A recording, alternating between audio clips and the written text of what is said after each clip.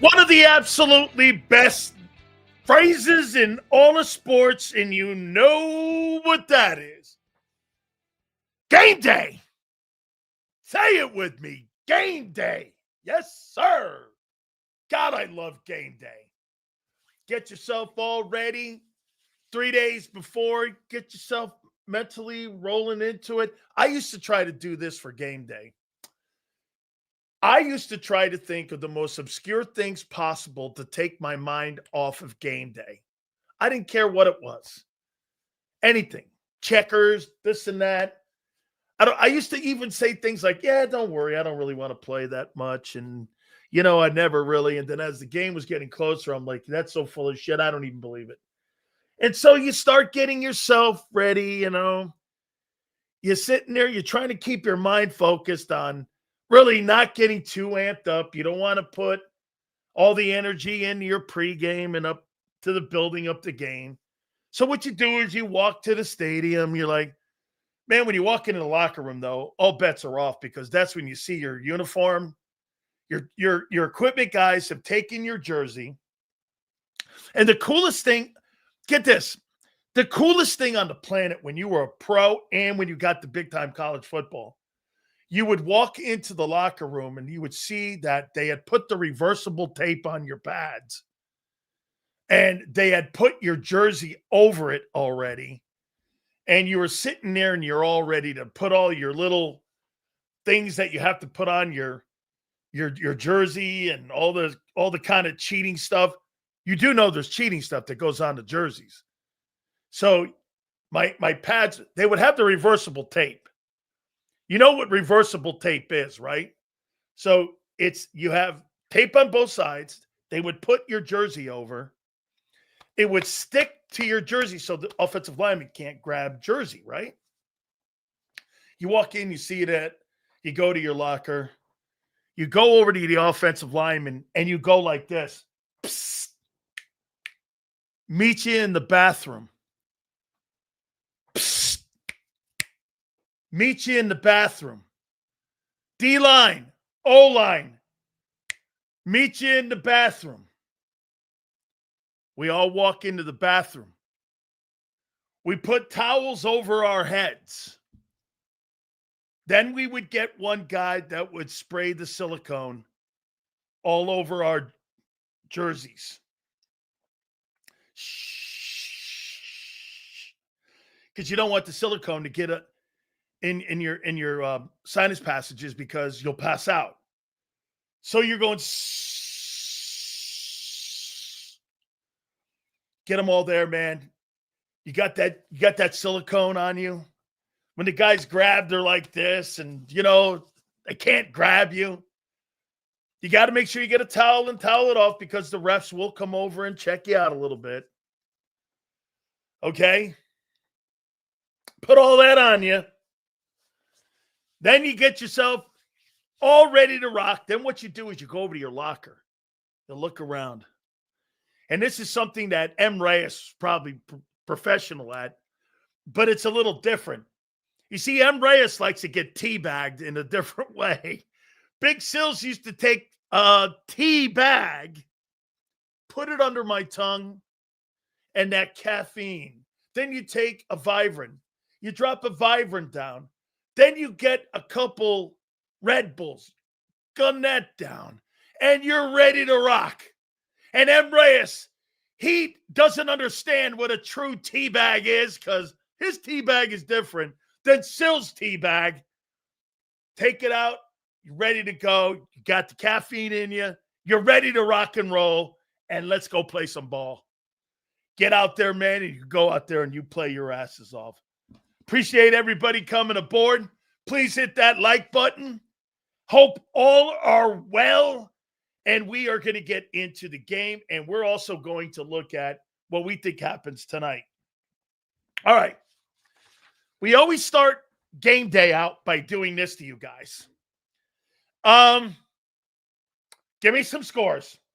Tonight's game. The Eagles versus the Gigantes. 16W exit in East Rutherford, New Jersey. At MetLife Stadium. They're in Jersey. What do you got for me tonight? 40, hopefully? No. 37-7. Ooh. 20. What? Not Sue. Sue's got a weird feeling, and it ain't you know what time.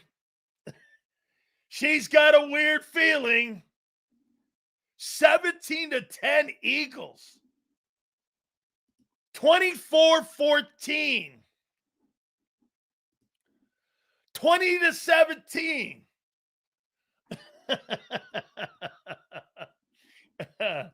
Okay, yeah. Okay. It's Teabag right on the senor's chin. How you doing? Teabag Senor. 20. You guys think, wait. Texas boy. He's got an Eagle L. Sue's got a weird feeling too. Okay? We're playing Sills alt team tonight. 31-20. Birds by 9. Sorry, just don't have no trust in Bobo Petula. He's out of his league. Woo, says Dodd. Let's see here. 36 likes. Hit that damn like button. 24-14. The Philadelphia Eagles. How you doing? Holy cow. All right. Here's what I see happening. Let me get my trends out. And let me go into what I think happens tonight. We're going to talk about it more directly when it comes to these issues that you're going to have tonight going into this game. Don't like this game, Sills. 17-14. Could be an L. Wow. Against that roster? You guys have some concerns against that roster. Let me tell you this. If you win the football game, fuck what people are saying.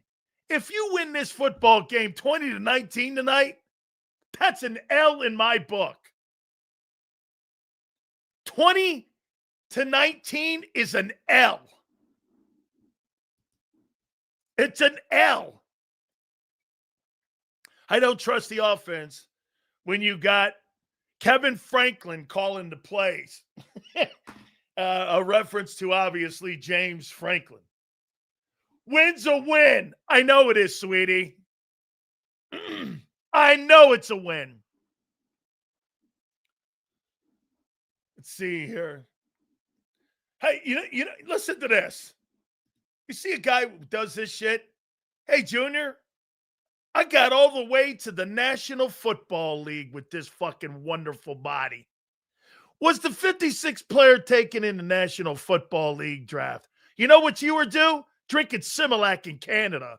Sitting next to your mom with her skirt. How you doing? Go back and drink your Similac and keep the damn milk in America, you stupid ass. Here he is. This guy drinks 6 packs of Similac. He's a Similac drinker. How you doing? I got all the way to the National Football League. This guy got all the way to the normal rec league in Canada that they throw the football funny in. The fuck are you, guy? Work in my world. Then call me. How you doing? Hey, by the way, in flag football doesn't cut it. How you doing? All right. You see, I want to make sure that the Canadian LJ stays because you know why? I need him for 4 hours. He's helped the algorithm beyond anything we could ever. I don't read his takes because he sucks at it and it's not very good. However, he will post for 4 hours and we need him. So you're welcome. And we welcome you. Thank you for being here. All right. So Similac LJ aside, we will sit here and give you our takes here. All right. What happens in tonight's game? So let's go here. How much of an impact do you think that Landon Dickerson not being in the game will have on tonight's game? No Landon. How much of an impact on tonight's game? Plus an injured Cam and Steen. Those three guys internally. Abe, a lot? Oh, I'm going to get to Carter in a minute. I'm going to get to Carter in a second. Okay? You tell me. I think it's going to be enormous. If Jalen Carter can't go tonight, how much of an impact do you think that is? If there's no Landon Dickerson and no Jalen Carter, what impact do you think that is on your game tonight? Your best interior player out and potentially your best defensive interior player out. What impact will that have on the football game tonight? I think enormous. I think you go into the game. Here's the Eagles roster. Here's the Giants roster. Well, you take Jalen Carter, Landon Dickerson off that, you bring those odds down. I mean, you do. You bring those odds down, no matter how you look at it. Because the players that you have to replace those guys, it's a cliff dive. That Brett Toth guy, he blows. Who's the backup that's going to play in the place of Jalen Carter? Who is he? That's a massive impact. I mean, sustaining drives is going to be an issue. And let me go here with the Giants front four. You're not better than them. You haven't been better than any team you played against so far. Your offensive line is not one of the top 5 units in football. I know you don't want to address that, but you're not a top 5 unit right now. Center's not a top 5 center. As a matter of fact, he's one of the worst centers in the league right now. Brett Toth sucks. Steen is okay. And on the other side, Brian Young is the guy that's going to take over for Jalen Carter. Hey, and by the way, this goes into dumbass Reyes' takes. He thinks because, you're the Eagles, that Brian Young is on the same level as Jalen Carter and Brett Toth is on the same fucking line as Landon Dickerson because they're Eagles. What the dopiest shit you can hear. So your prediction on all 3 Philly teams playing Eagles, Flyers, and Phillies. It's a party night on your predictions. Come true? How about your Yankees? Yeah, I get this too. I found out it looks like Aaron Boone's coming back along with that stupid-ass Brian Cashman. I'll give you all that by the end of the day. It's great to see Schwarber hit 2 bombs last night and to kind of wake up that Phillies team last night. Still, Dodgers have a 2-1 lead. That game is also tonight. Do me a favor, Xander. I missed a super chat. Guys, if the super chats come, we will make sure we read all of them. No sleeping on New York. We have a history of playing down the competition. Actually, Kimberly, I don't really think you do have a history of that. But lately, I think you do. And if you're talking about 25, you're right. Okay? Sills is going to be pulling for his Giants like crazy tonight. I don't root for any team. I rooted for the Giants when I was a kid because my uncle was the GM and is a Hall of Famer with the Giants. Is that okay? I mean, get this. My uncle played for the New York Giants and is a pro football MVP. He won the Most Valuable Player Award, and he is a Hall of Fame player. and he was the general manager. Sorry, you fucking lose that. Blood's thicker than water, my friends. How did we play down in 25? I'm confused. Well, because every single team you played had the ball in their hands in the last opportunity to beat you, and they had the chance to beat you. And plus, your offense is the worst in the league. I don't know. You have the worst offense in pro football for any contending team. You tell me. Hey, Prince, why do you have the shittiest offense in pro football? Any reasons? What's wrong with y'all? Screw you, Sills. 31-0. Eagles, baby. Why are you chumps scared of the New York Football Giants? Hey, Marshall, screw you? You can't do anything better than that? You mean like fuck you? Damn, Marshall.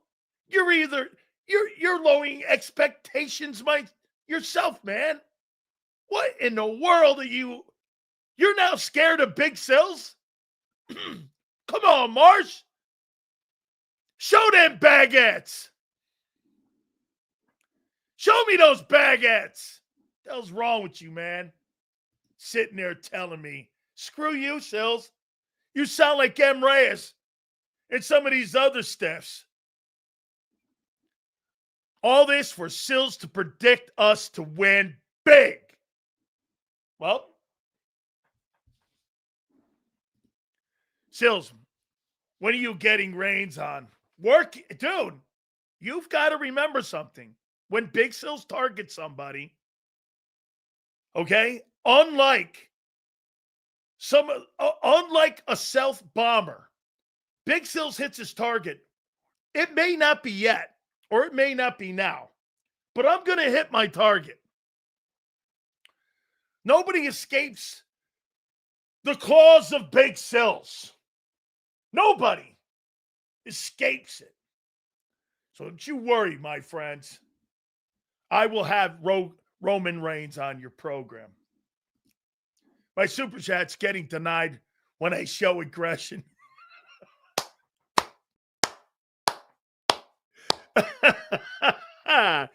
I like this guy a lot. Marshall is going to be welcomed on my program when I'm kicking his ass at the end of the year. And you guys don't go to a Super Bowl this year, and I'm going to have to kick your asses. Okay? And so I don't want you guys to be upset when I put you on, and all of you have to bow, including Xander, have to bow down to the feet of Big Sills. Okay?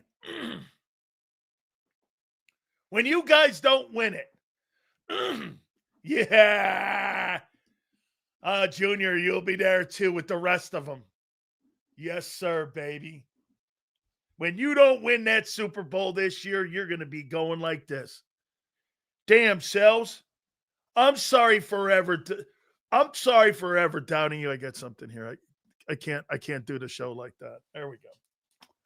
All right. So let me finish it up here. Your O-line's not better than the Giants D-line. That's going to be a problem and keep the game close early. Okay? It will. The 3-and-outs are going to be something to keep an eye on. This is really going to be about sustaining drives. I don't believe you're going to be able to sustain drives with that O-line. Whoever thought this? The most debatable thing that we do here is Jalen Hurts on how good he is and how good he's not. But one thing we've never debated on, we've all agreed that the Eagles had the best O-line. That's not the case here. You do not have the best O-line in football any longer. That's now debatable. I will say this. I look at this Giants roster. I don't really see it. And if they are going to sustain drives, the quarterback's got to be mobile in this game. Like, he's going to have to be if for them to be in this game at all, Jaxson Dart is going to have to be the leading rusher and the leading passer, obviously, for them to be in this ball game, because they really don't have anything. See what he says here? Same dude that probably said blowout last week against the Broncos, and you got fucking worked over. And you got dominated in the fourth quarter by the Broncos. Okay. Now, there's no Cortland Sutton on this team. That's for damn sure. Andrew Thomas is a heck of a player. They're going to do a lot of the running game, I think, over him. He's legitimate. He's a top 5 offensive tackle in pro football. The rest of these guys, me, you know, they're like a bunch of Brett Totes. I mean, Cam Scatterbo. Holy cow.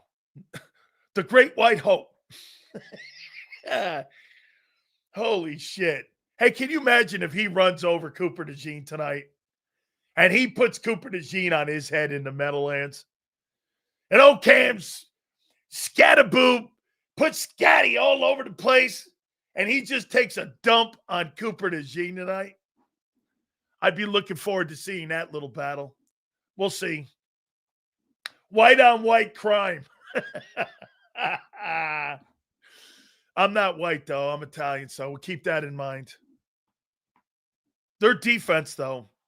Let me say this to you, man. Dexter Lawrence, Brian Burns, Kayvon Thibodeau, and Abdul Carter. Their interior guys aren't bad either. Those linebackers, they're C dudes. Those corners, Phillips isn't bad.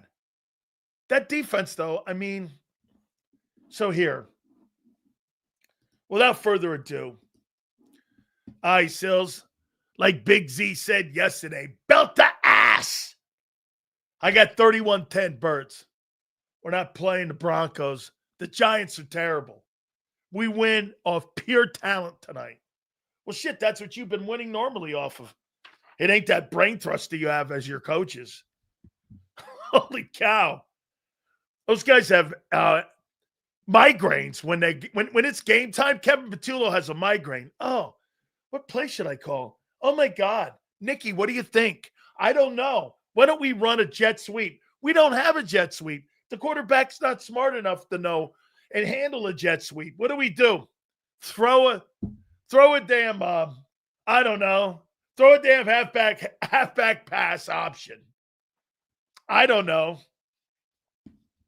I mean, right? All right, here's what I see tonight. All kidding aside.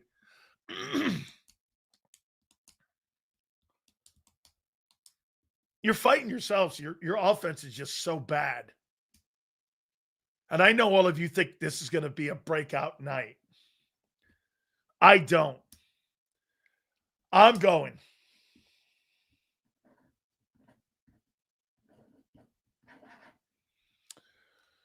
$27. 21.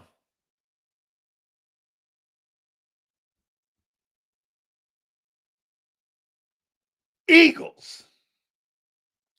They win tonight. 27-21. The Eagles win. Game will be close for a bit. Tush push. First play. Eagles win 28-10. Why are you guys making it sound like you're good offensively? Where do you see that? Barkley, 145 yards. Behind the greatness of Brett Toth. No, I don't think so. The greatness of Brett Toth. Holy shit. Guy can't play in the UFL, and he's starting for the Eagles. Sirianni and Bobo discussed the game plan at Dinosaur or Papa John's. Oh, man. So you think they're drawing the routes up on the football while in the huddle? Oh, you mean like in the ground? Josh, you're doing this. Psst. Hey, AJ, do a hook, do a wheel route, and, just turn in the sand about 3 yards, and I'll get the ball to you. That's how they're calling plays? He's drawing them on his hand with like a golfer's pencil, right? 27-21. I get the Birds winning this ugly game tonight. This will be an ugly game. The Giants want to make it an ugly game. Jalen will be running for his life tonight. Yeah, which he always is. Oh, wait, here's another one. I'm gonna do some numbers here too. How many sacks you think Hurts takes tonight?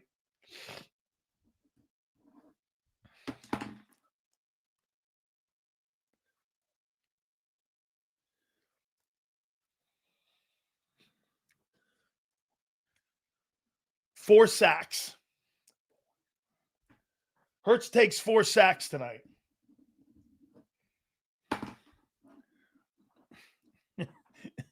When's the last time the guy took 0 sacks?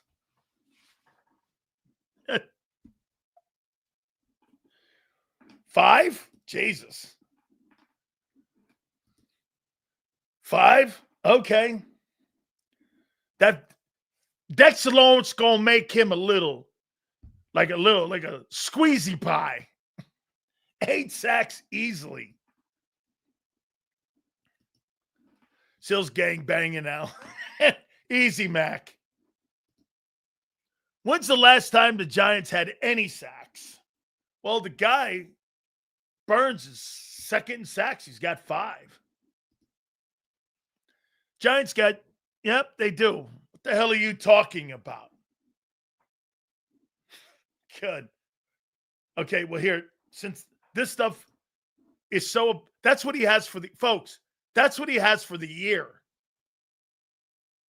You mean that's what he has for the year, right?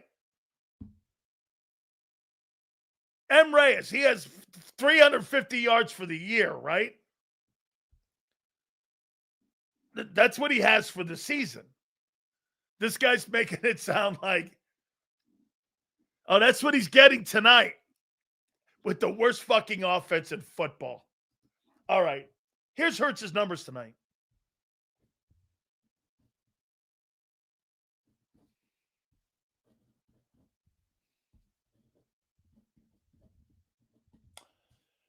$145 passing, 65 rushing, 2 TDs total. That's who your boy is. That's who your guy is, man. Here's Barkley tonight. With Cam Back Jurgens and Brett Toth. Is it Toth? And the greatness of Tyler Steen. 23 carries. 65 yards. And a TD. Here's A.J. Brown.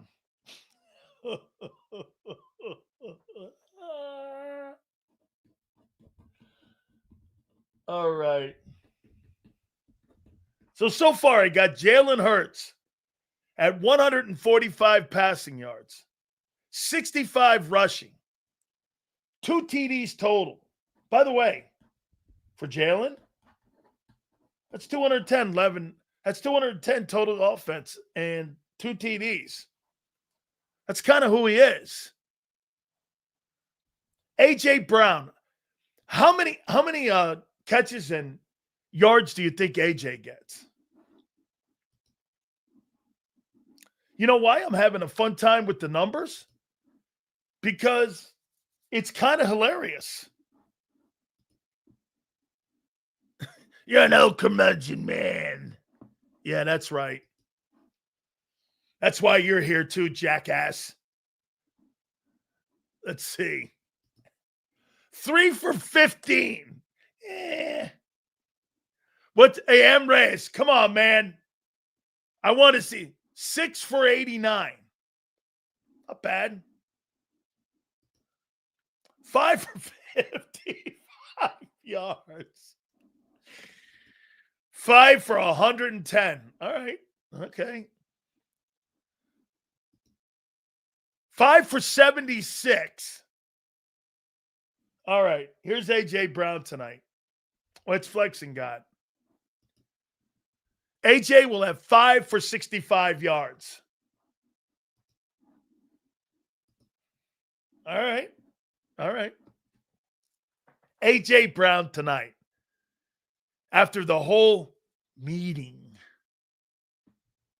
You know the meeting. It was like the Yalta meeting. I mean, shit. This is like a secret meeting that only 3 dudes were involved in. Only meetings 007 or Ethan Hawke or any of those marvelous spies would ever have. Only 3 in that restricted meeting where you can't get into that meeting unless you have a double agent Bob Lang pass. A key fob for a key fob to get in to the Bob Lang sanctuary. Only 3 men had those keys to get in. After that fabulous meeting with the 3 heads of the offense, without their coaches, A.J. Brown tonight will have 6 catches for 51 yards and a TD. Let me make sure I got my TDs right. There's 14, there's 28. So I have to up my score 28-21. Got to make it add up, right? So 28-21. We up it from 27 to 28-21. Okay? AJ, 6 catches, 51 yards, 1 touchdown. Now Devontae.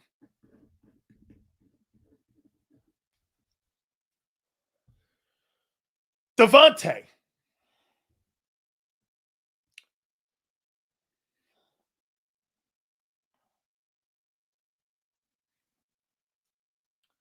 Eight catches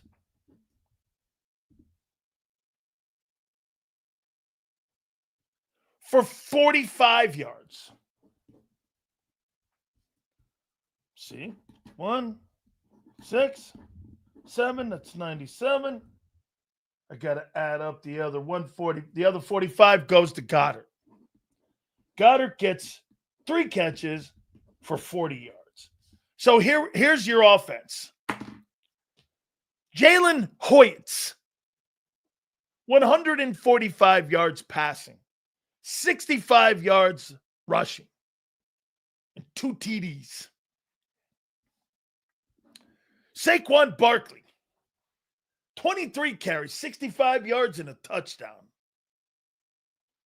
A.J. Brown, 6 catches, 51 yards, and a touchdown.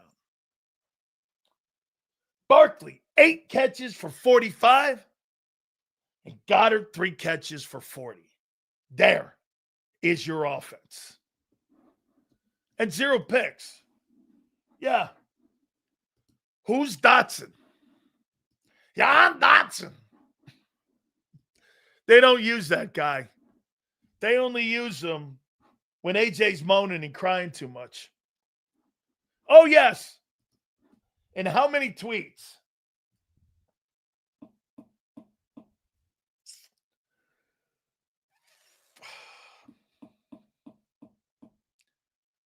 One magical tweet after this game. One magical tweet. Hit the like button. Woo, baby. What an offensive juggernaut you have. 145 yards passing, 65 rushing, 2 TDs. Barkley, 23 carries for 65 yards. And we're going to start asking the question, is he out of gas? A.J. Brown, 6 catches, 51 and a touchdown. Devontae, 8 catches, 45. Goddard, 3 catches for 40. 28-21. Eagles get it done with their divisional opponent, the New York Football Gigantes. Hit that like button. We're going to look at the Giants here in a minute. Pass, pass, pass. Why? They can't pass. I tweet all day from 1K all day. How you doing? AJ's getting 100 yards tonight. That's because your offensive passing game is so proficient and so electric. Oh, my God. What a fucking powerful passing game. I mean, seriously. I mean, it's one of the most powerful. It's like the worst show on turf. Seals, why aren't they the New Jersey Giants? They play in Jersey. I don't know. I mean, I don't know. Maybe New York won't claim it because they play in Jersey. I told you before, the reason that the Statue of Liberty faces the other way is because everybody in Jersey can kiss everyone in New York's ass. I mean, I don't know. I don't know why they don't want to be in New Jersey. Who the hell wants to be from New Jersey? Help me out here. I mean, who claims to be from New Jersey? Who, Frank Sinatra?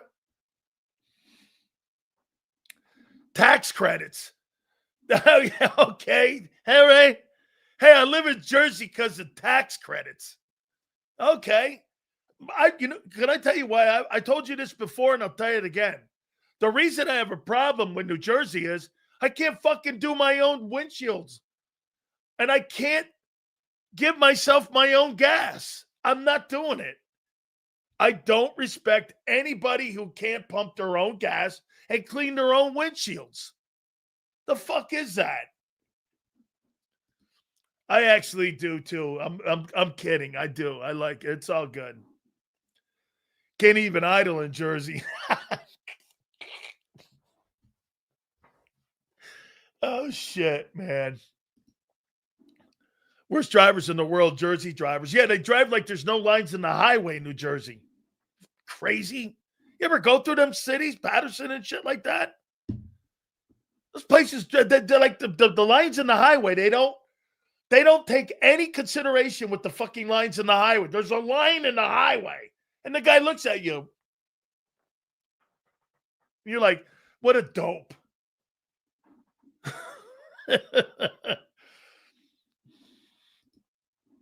I hate when men don't open doors for women. Yeah, well, I'm not fast enough to get around to the door if my old lady's out the door now. Plus, we've been together 35 years. Patterson is overly ghetto. Come on, man. California, yes. God forbid if it rains. Holy shit. You want to see somebody panic? California drivers when it rains. Ah! Ah! You're like, dog, it's freaking rain. Like, dude, if they ever had our snow drifts and our rains that we get in New England and the rains down in Florida. Oh my God, where are we? It's the apocalypse. You're like, fucking, it's rain. Stupid. Senorita Sills, old lady opens the door for, yeah, she does actually. That's what happens when you're the man. You should try it, senor. The man of my house. Yeah, don't kid yourself. You kidding me? I have to beg for dinner at night. What do we have? My aunt always calls and goes, what are you having? Grilled cheese? Maybe. I don't know. Depends on if I was in a good mood today. If I tried opening the door for my wife, she'd hit me with the door. That's 33 years of marriage. If I opened the door for my wife, she would think I was trying to kill her. Why are you opening the door? Okay, what's going on? What are we doing here? Do you got insurance policy on me? What's going there? Okay, right, where are we going here? Right? Yeah, well, guess what? M. Reyes is a doorman at cell block 6 for a dude named Mikey and a guy named Harry. That's all we need to know. Mikey and Harry, cell block 6. That's who he's a doorman for. How you doing? Hey, do me a favor. M. Reyes, do not pick up the soap. How you doing? Let it hit the floor. Sills, that's fair, especially with a Hummer. Takes 20 minutes to get around that tank, dude. That's terrible. All right, so anyway, listen. 28-21. I got you guys moving on to 5-1, and then you get the greatness of Carson Wentz on the other side of that. And then down in Philly, you'll get the New York Giants, and then you roll into your bye. Then you got a couple really good games coming out of that bye. All right, so take a look at the New York Giants heading into this. Yeah, man, I don't know how people do it, man. Unless you're living next to Shinnecock Golf Course. I don't know what's up with that. I'm with you. All right. So here are the Giants going into this game. By the way, please hit the like button. Now, these numbers are going to be all over the place, and it's not really who the Giants are in any aspect because they've changed quarterbacks. By the way, I'll make this point. I think the Giants moved off of Russell Wilson. I think that's a mistake. Russell Wilson gives you the best chance to beat the Eagles, not Jaxson Dart. Are you trying to win the game tonight? Or are you trying to compete in the game tonight? Because if you're trying to compete in the game, I mean, Russell Wilson's the guy. So is this about the general manager and the head coach tonight? This is more about those guys than it is about them trying to win a ball game. So you put a rookie that the team's not ready to compete with in a game against the defending champs. Make that make sense. So, like, when you're coaching these guys and you're Brian Dable and you have meetings with the coaching staff and you're Joe Schoen, the general manager, are you in this saying Jaxson Dart gives us the best ability to beat the Philadelphia Eagles? How did you come to that conclusion? Where did you come with that? How did you get to that answer that Dart's the best guy to give us a chance to win tonight? I'm not sure what you're doing here. The Giant organization is all over the place. It's poorly run. I don't know how John Mara sleeps. I was raised around the Mara family with Wellington. He's got to be turning in his grave right now. I mean, I don't recognize it. The two shitty general managers that they've had, Dave Gettleman and now Joe Schoen, I mean, Jerry Reese and George Young they had. Those were really good GMs. They won 4 Super Bowls. They went to 5 of them between those two general managers. These guys have been terrible. And now you're looking, I mean, when's the last time the Giants were decent on a successful stretch? Eli Manning time? And, I mean, they haven't been good in 20 years. I can't remember the last time the Giants were good. So these numbers, they're all over the place. They're 19th in total offense. That's almost irrelevant. You have no wide receivers to, I mean, I don't know who these guys are. I have no idea. Darius Slayton, is that the kid from OU? Auburn. He played at Auburn. That's right. He's an Auburn kid. But I mean, Johnson, the tight end. Runyon's been a bust. I mean, Shit, Jameis Winston. The backup quarterbacks give you a better shot to win. Jameis Winston and Russell Wilson. Before Jaxson Dart gives you a better chance of winning. Is Slayton out, Emraz? He's questionable. Okay. I mean, Neighbors is on IR. There's nothing here. Dude, and I heard John McMullen say this. Nobody in their right mind thinks that the New York Giants have a better offense than the Eagles. Nobody thinks that. Okay? I mean, nobody. They're 18th in passing. Sure, okay. Now, the 13th in rushing. This is something to keep an eye on here. They're 13th in rushing. If you don't have Carter in the game tonight, that's going to be something to keep an eye on. Remember, I told you this. So here, they can run the ball. They're around the top 10. If Carter's limited tonight or can't play, keep an eye on the Giants' run game. And that includes Dart. Giants' run game. And remember, you're 24th in rush defense. You're not very good. So that could keep drives going for the Giants. You're not stopping the run very well. That's been a problem all year. Okay? Hey, and see this right here? I'm not playing the Kobe Dean if Jalen Carter's not playing. Brian Young is not keeping their offensive line off the Kobe Dean if he's coming off of being on IR. That's something I wouldn't want. Is the Kobe Dean getting hammered in the first game back because the D-line's getting knocked off the football.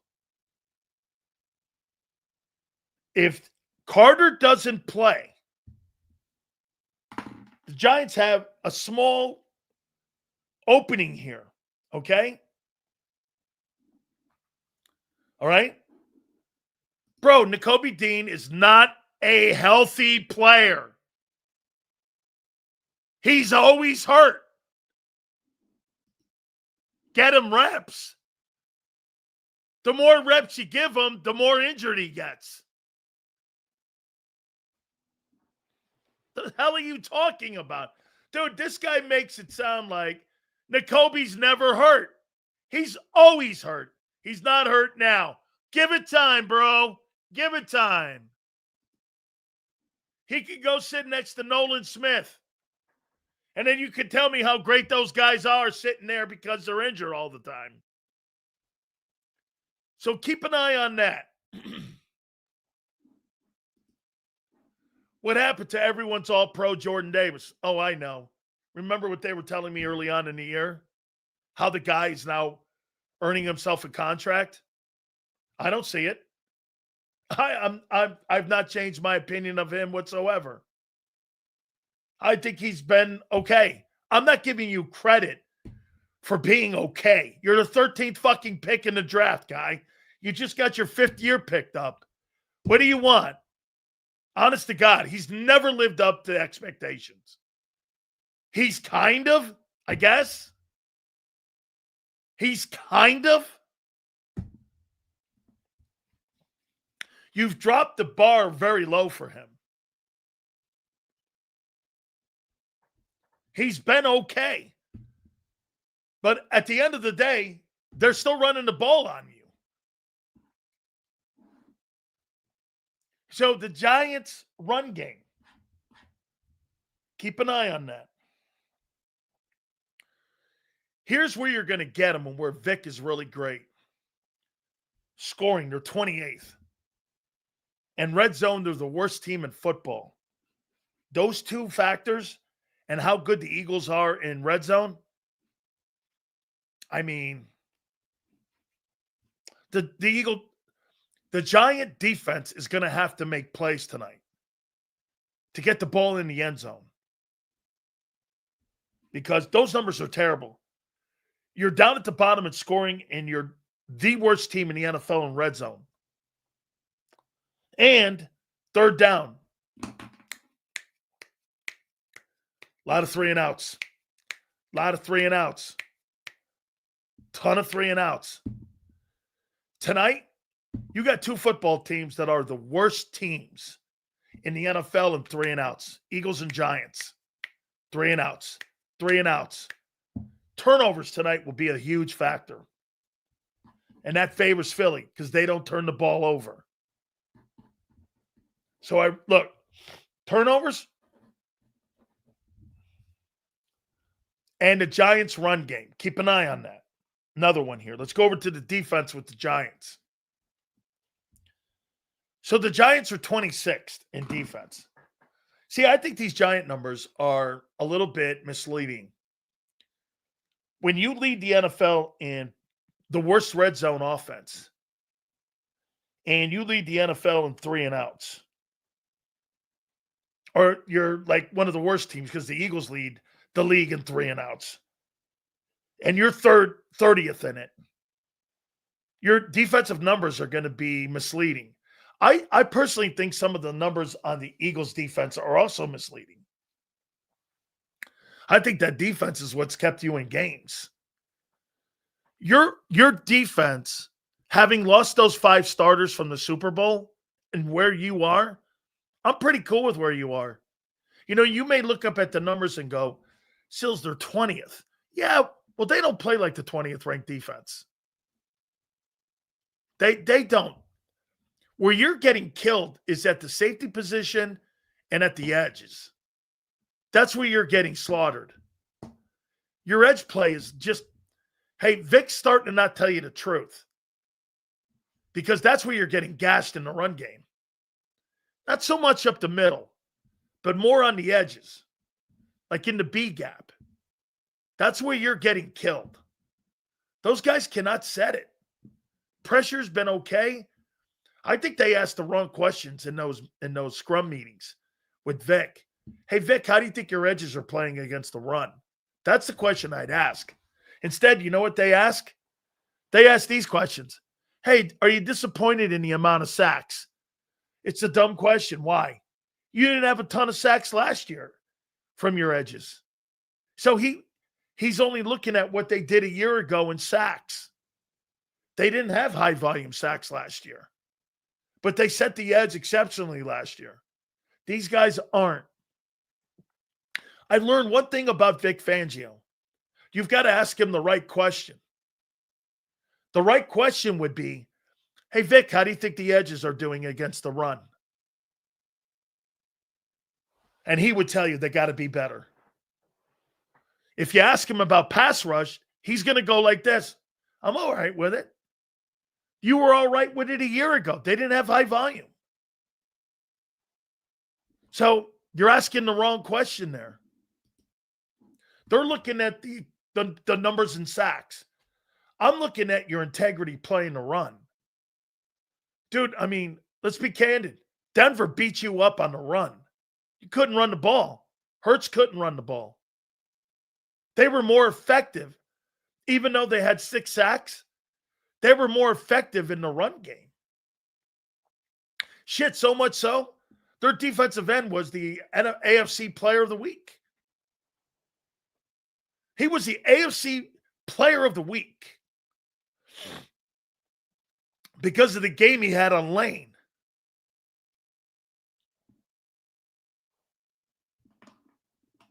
Right? So 26th, I don't think that's an indictment. Okay? I don't think that's an indictment on the Giants defense. Vic's going to be too distracted by looking up the Philly score during the game. Past their 24th. They're not really good in the secondary. They haven't been good in the secondary. Personally, I'll tell you what, for as good as that front is with talent, this is more so about their linebacker play. If this were me, I'm going to put another key down here. I'd do a lot of Goddard tonight. I don't believe they will. But Goddard's going to be open tonight because the Giant linebackers aren't very good in coverage. So I'd go Giants and versus linebackers. I think you have a clear advantage there. Now, how healthy is Goddard going into this game?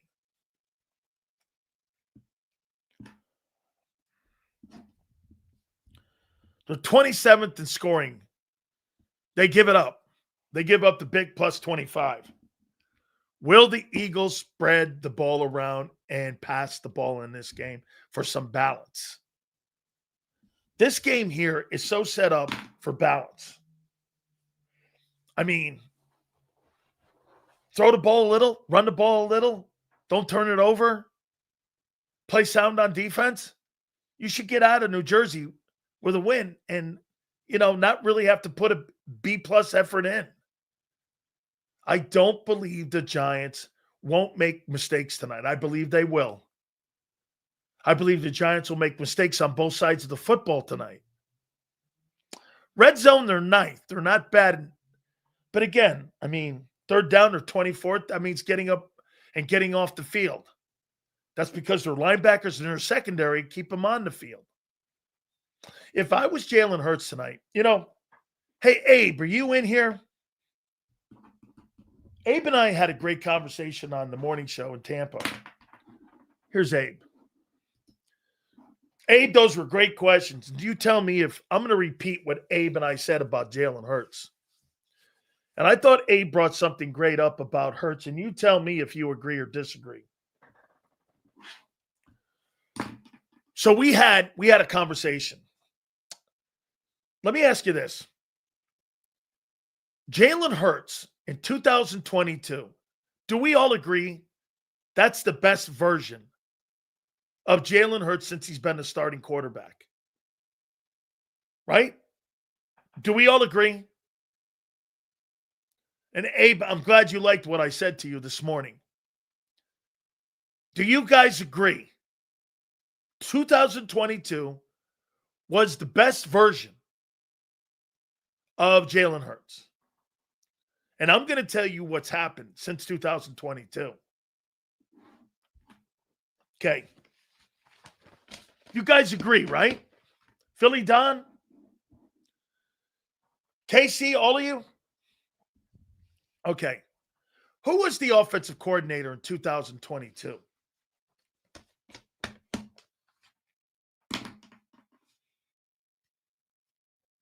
Who was the OC?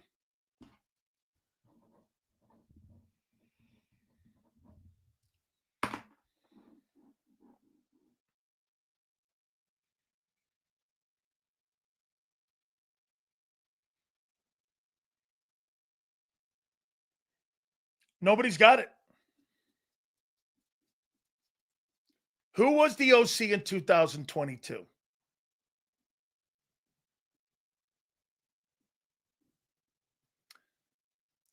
Who was the offensive coordinator?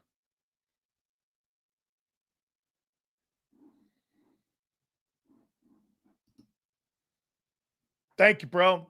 It's cool.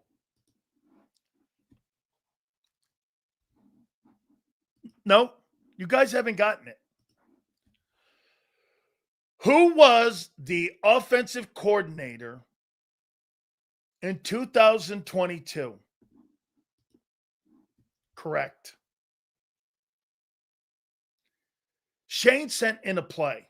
That was RPO. Hurts is the OC. Run pass option. It's the only time in his career when he had the game plan in his hands. I said this morning to Abe. Here's the difference. Jalen Hurts was the offensive coordinator because run pass option gave the ability to the quarterback to be on the spot, in-game thinking situationally, where Jalen made all the plays based on what he felt. Keep it, throw it, run it, right? It was him. He was the coordinator.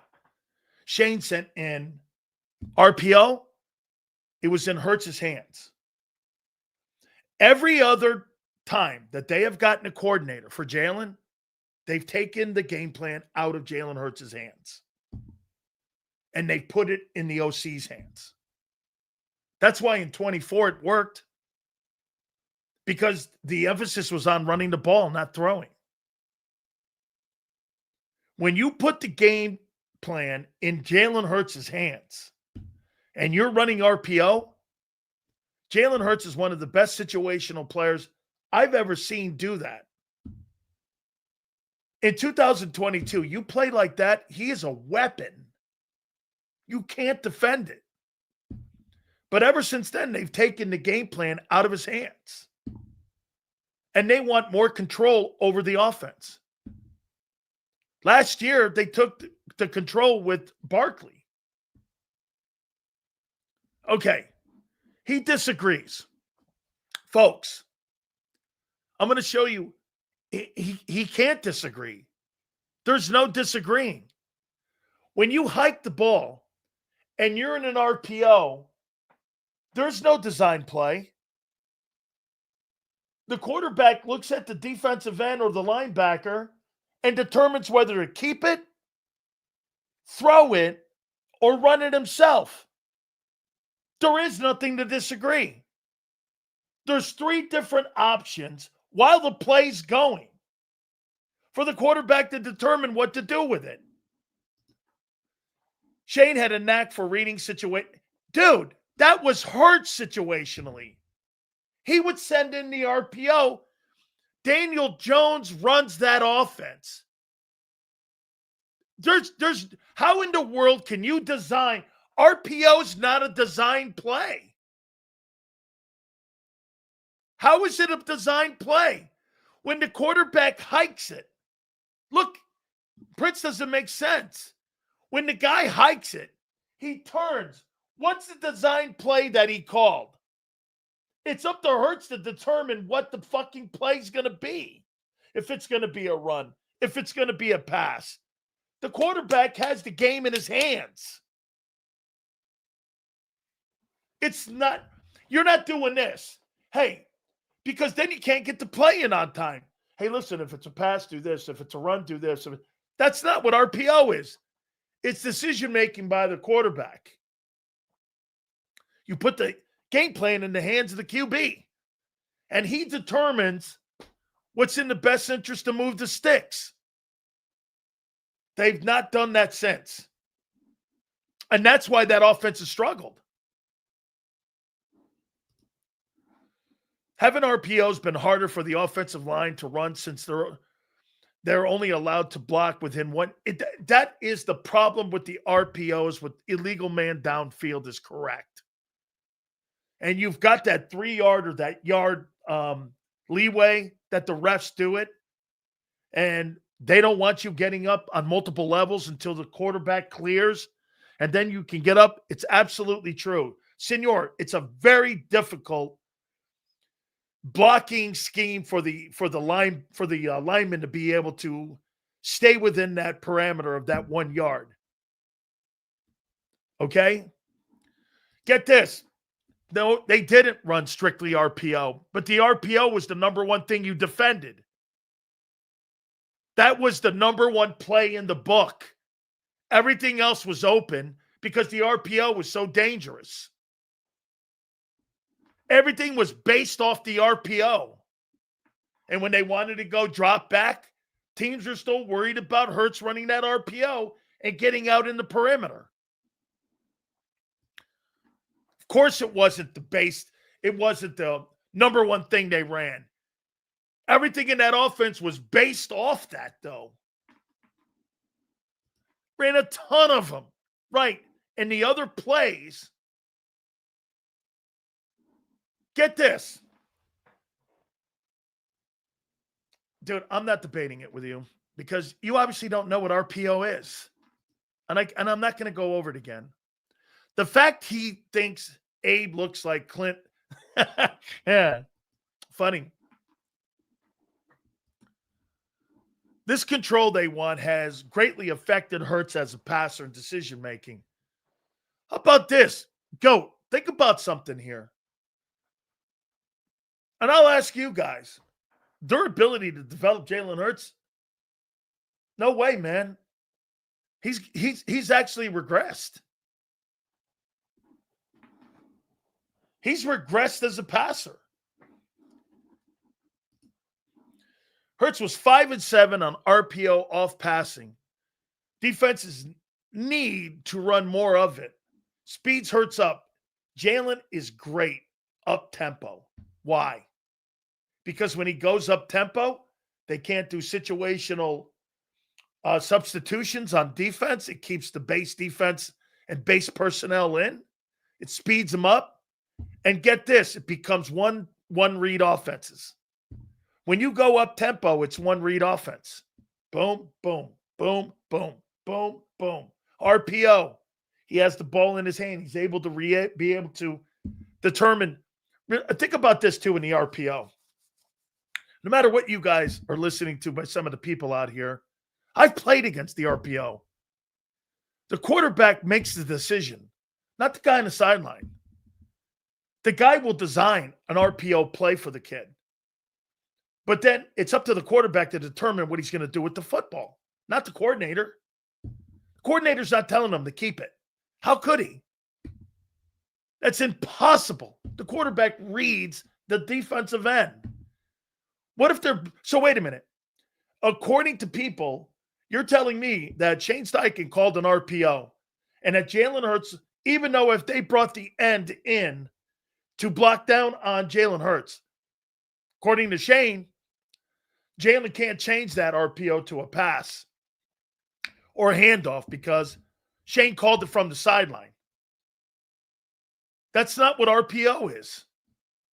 It gives complete autonomy to the quarterback to determine what to do with that play. There's no debating that. That's what it is. This is why Jalen needs full – yeah. I think this is why he complains about it.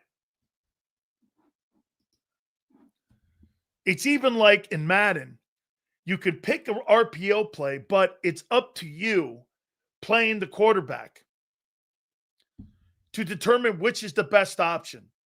Right. I didn't realize that. Yes. The RPO is exactly like Madden. It's up to you to make the decision, not the coordinator on the sideline. How could he? They're in milliseconds. And you don't know what the defense is going to bring you. Sometimes they bring pressure, sometimes they don't. How would you know? It's up to the quarterback. But Shane designs an RPO offense for that skill set. And to Prince's point, Shane will call RPO for the quarterback in certain situations. Yes, that's true. Then it's up to the quarterback to determine run-pass option. So there is something working there together. See Xander here? Giants are ass. Okay? The Eagles' offense has been ass. With that talent, how can you be the second worst offense in pro football? It blows my mind. $200 million. It's like buying a Ferrari with a VW engine in it. Well, I guess what Nick and KP can't do that. So there's a problem. No, Kevin Patullo, why do you think he doesn't call pass plays? He's not a pass game coordinator.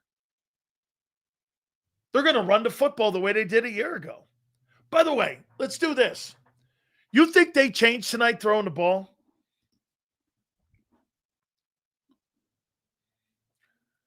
The reason we don't run RPOs is because the front office doesn't want Jalen in control of the offense.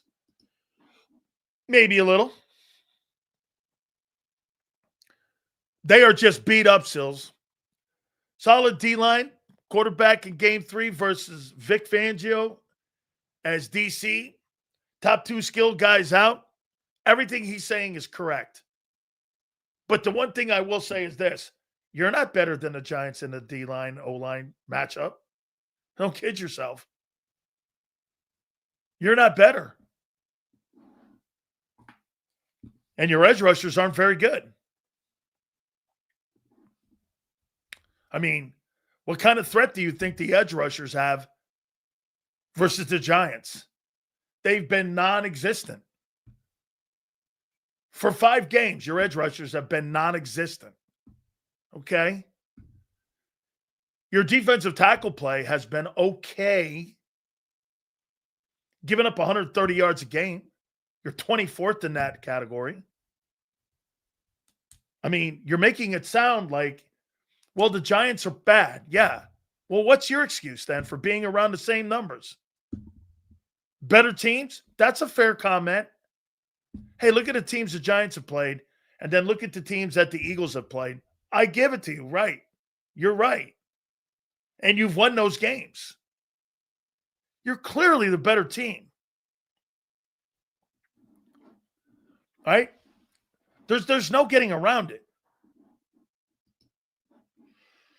But when we beat the shit out of them, he will say it was only the Giants.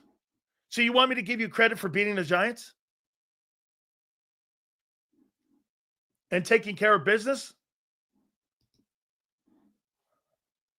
Okay. It's really better to run RPO versus 5-man fronts so no one goes upfield. RPO versus 4-man fronts versus what Steen will get penalties. He did his job on that play. I saw him go upfield, and I thought it was a bullshit call. He was like 1.5 yards up the field, and they called him back on it. I saw that play, JD3. I thought it was a bullshit call by the refs. Very ticky-tacky. Where's Marcus Epps? Good call. You can't say they're as good as us, but then say they deserve no credit for winning. Now, wait a minute here. Sean, they have no advantage anywhere except in the D-line. No other place on that team.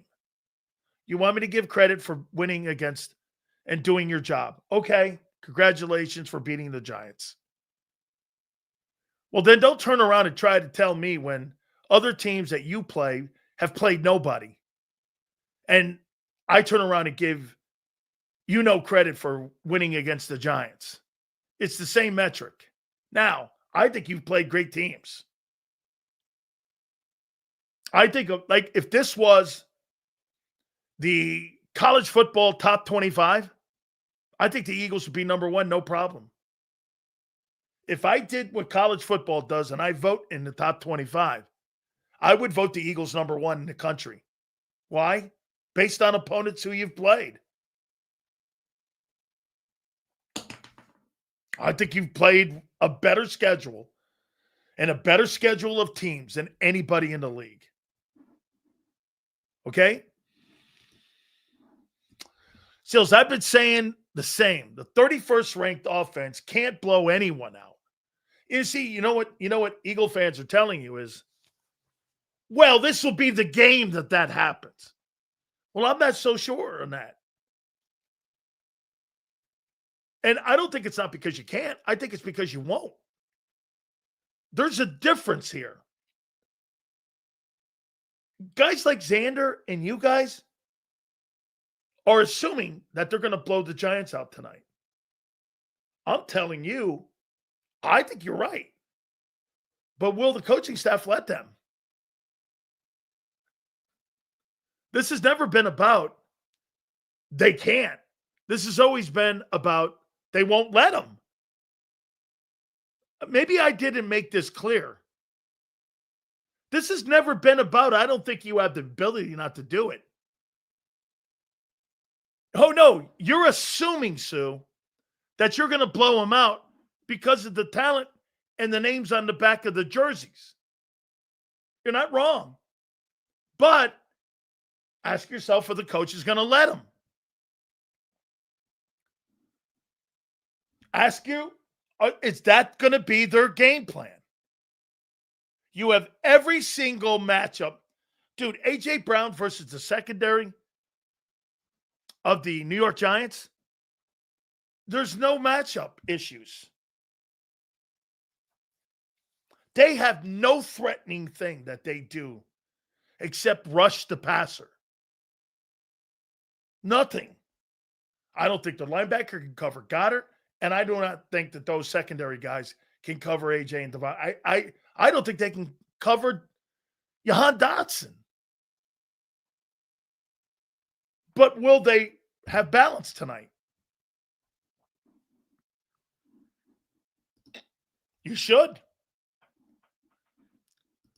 If that game's within 6 points at the end of the game, you had a shitty football game. Nussmeier was only continuity in Hurts' ear for 3 years. For 3 years. Okay? I don't know. Maybe that Nussmeier loss to New Orleans is bigger than what people think. I don't know. 31st offense is misleading. How? We played good defenses except for Dallas. So wait a minute. How is it misleading? Good defenses have shut you down? Well, then your record's misleading. If you're going to go by that notion that the 31st in offense is misleading, we've played good defenses except for Dallas, then your record's misleading. Okay? All right. If you want to say those numbers are misleading on offense, then your one-loss record's misleading. Like it was in 23 when I was telling you you weren't 10-1.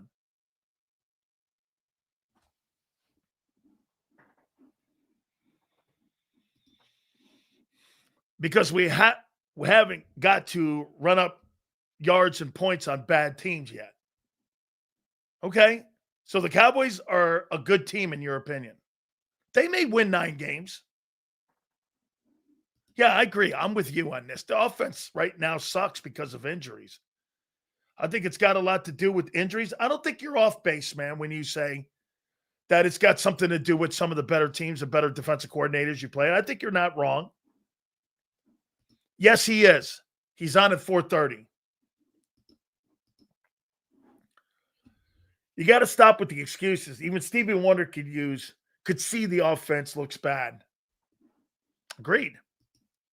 Don't say that in Philly too loud, though.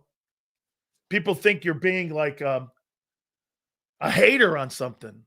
Bro, nobody's trying to hate on anybody here. We're talking about winning a Super Bowl, not winning against the New York Giants. When the Eagle offense is on, no defenses can stop them. The inconsistency is coming from the coaching decisions and the injuries, I think. See, as I was here in 23, you kept saying when this offense getting better, everyone kept saying, we're going to blow them out next week. I remember that. I kept going he's right. You were 9-0. Seth Joyner was doing our post game at the time. By the way, look forward to pre and post tonight. And even he was getting on my shit. Dude, they're 9-0. What are you talking about? What are you seeing? I go, that's not a good football team. That's just not. I think this has got more to do with injuries, though. And I think the 2,000-yard rushing season took out a lot. Not just Saquon Barkley. I think it beat up your O-line. I think it aids your O-line.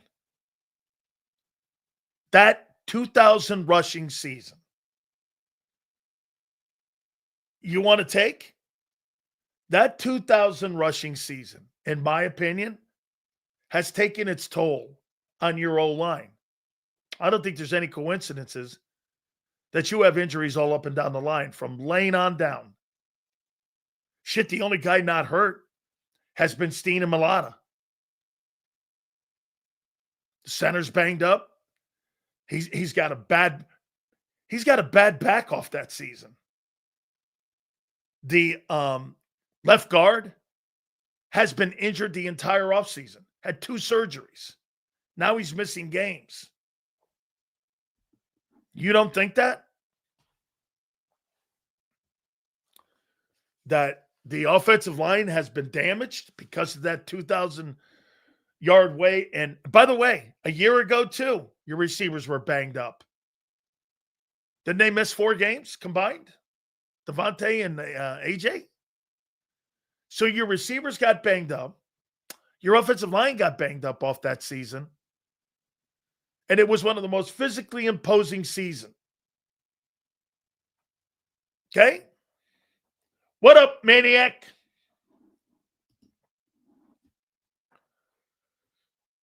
Okay, Howie runs the Eagles. Don't be fooled, buddy. Just the facts. Howie does run the Eagles. This offseason is on him.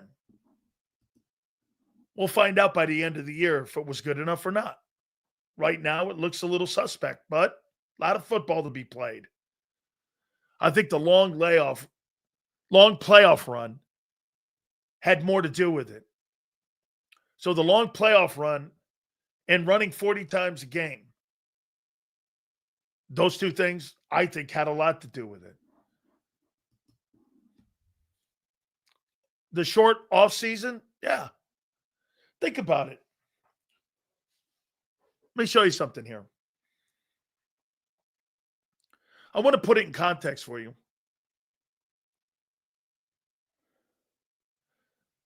How many days is it between February 10th and July 27th? There are 198. So they had 198 days off. Not counting OTAs and minicamps involved in there.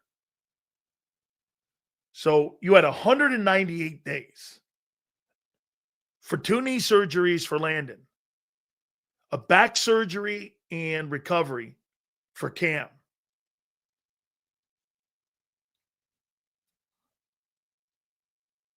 All the nagging injuries you had from that Super Bowl. You had 200 days, and not really. Minicamps, OTAs. Now, the Eagles do a pretty good job at managing that stuff. That's not a lot of time. And here's the Cowboys. Let me just give.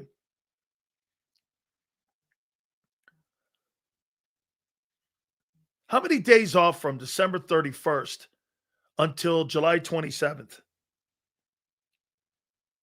How many days off from December 31st to July 27th? How many days from July 27th to December 31st? December 31st. Okay, so think about this. You had an additional 60 days onto that. So you had almost 300 days off compared to less than 200. I mean, and you've done that 2 of the last 3 years. That's a lot of pounding and no recovery time. So if you don't think running the ball and all of that and not having a long offseason and look at Landon. Landon had 2 surgeries this offseason. He never recovered from the year. Landon is still feeling last year.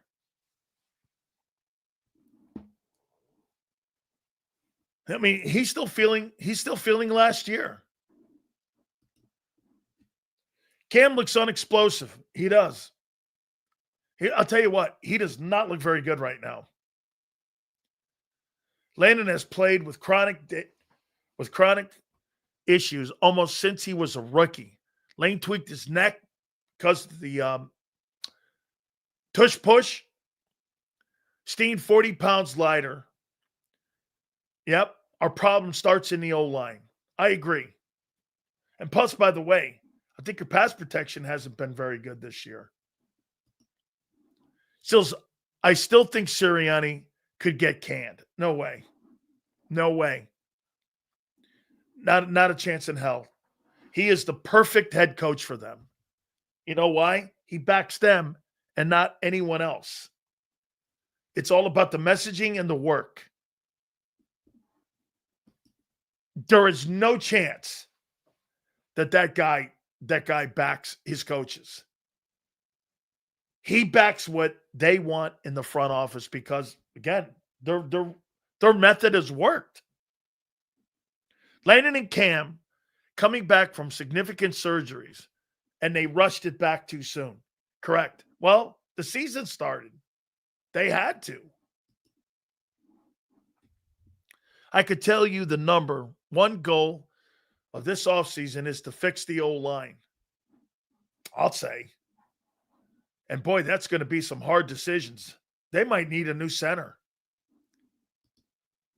because he is not lasting long.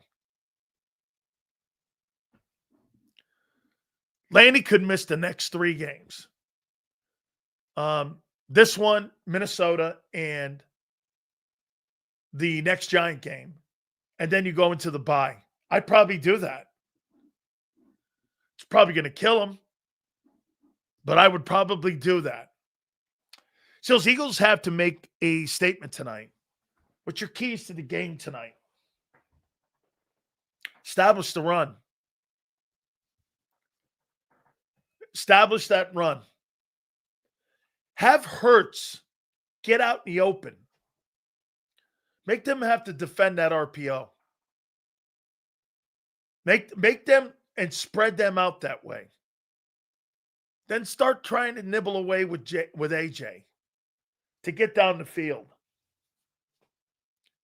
I'm going to be very curious to see how that Brett Tooth guy or Toth guy plays tonight.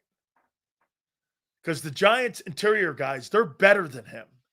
He's not that good, the guy you have going in for Landon. And Cam is definitely not the same dude. That could be a problem tonight, establishing the run. They got to establish the run tonight. Because what you don't want to do is give the Giants what? Put them in 3rd and long. The one thing that they can beat you with is a pass rush. You want everything to beat. And the key tonight, Gabe, 3rd and short. Keep everything 3rd and short. I don't want the Giants getting in 3rd and long because that's an advantage for them. So you've got to win 1st and 2nd down tonight. Right. Get Saquon the ball. Hey, by the way, because of the interior line being the way it is, you want Jalen Hurts sitting back there, dropping back. This could be a night tonight that Dexter Lawrence starts going off again and gets him 2 or 3 sacks tonight. I mean, you don't have anybody in that O-line that could stop him. Not with the guys you're lining up tonight. That's why I say, don't lose 1st and 2nd down tonight. Win 1st and 2nd down. Keep that defensive front in 3rd and short. You put them in 3rd and long, you're going to be flirting around with trouble, and you might get your quarterback hit. I've had fine spine surgeries. I'm telling Cam will have spinal problems the rest of his life, especially nerve damage, if he develops a lot of scar tissue. Absolutely true. Dude, when you get your back, dude, you know one of the reasons that I don't get cut any longer? I don't want to be cut anymore. No kidding. And my aunt hates when I tell you guys, I got a limp now. Dude, I don't want to be cut anymore. I've had all my hand, every single finger I've had surgery on. My elbow, my wrist, my both knees, my jaw, my shoulder. I do not want to be cut anymore. I've had it with being cut. It's a bitch being cut like that. And I feel for those guys, man. I mean, it's nauseating. So I know what these guys are going through. Yeah, man, that's correct. When you get cut, it changes your life. You're never the same dude. So I get it why these guys don't want to go in there and get that. By the way, this heel injury that Jalen Carter has, one of the most crippling things you can ever have a player. He either got it kicked, okay, or there's a crack in his heel. And you can get that by stepping on another guy's foot. Because if I'm not mistaken, I heard Xander and John talking. So how could he have gotten it through a walkthrough? He could have stepped on a foot and you could crack your heel that way. And your foot. I've seen guys do it. Do you understand the size of these men and how much weight they have? That anything like that, stepping on I've seen a guy break his ankle just stepping off a curb. So, I mean, yes, sir. New York Football Giants tonight. The Gigantes. Big O-ass blowout tonight. That's what we got going on tonight, right? All right. Without further ado, it is game day. Are we going to see the same shitty offense? Or are we going to see an eruption? A Mount St. Helens eruption tonight? And are we going to see the fireworks tonight that we've been waiting all year? Without further ado, the man, my friend, Big Z, Xander Kraus joins us now. What up, Big Sills? How you doing, brother? Game day, my friend. It is game day. I feel pretty good about this game, man. I think this Giants team's not very good, but it should be a good one tonight. Anytime there's a game that the Eagles are in uniform on the TV screen, I don't take it for granted. We only get, 20 of them a year maybe, including preseason. If they go to the Super Bowl, you get 22 maybe. I mean, there's not that many of these things, so I'm looking forward to it. Will the Hurts offense show up tonight? Yeah, I mean, I think the number one thing here is they got to find this identity. Like, I don't know exactly yet if they know what they're trying to be on offense. I know John tells me they do. John's like, they know what they want to be. And I'm like, all right, well, what is it? Is it the run team that they were a year ago? Is it a modified version of that? Is it, like what is it? Because the reason that they ran it to the degree that they ran it last year is because it was so successful. It was successful to the tune of a historic season, a season that's never been done before, which is crazy if you think about it. I mean, never been done. We got, guys like Walter Payton and Emmitt Smith and Eric Dickerson and, you name it, all these great running backs. Nobody's ran more yards than Saquon.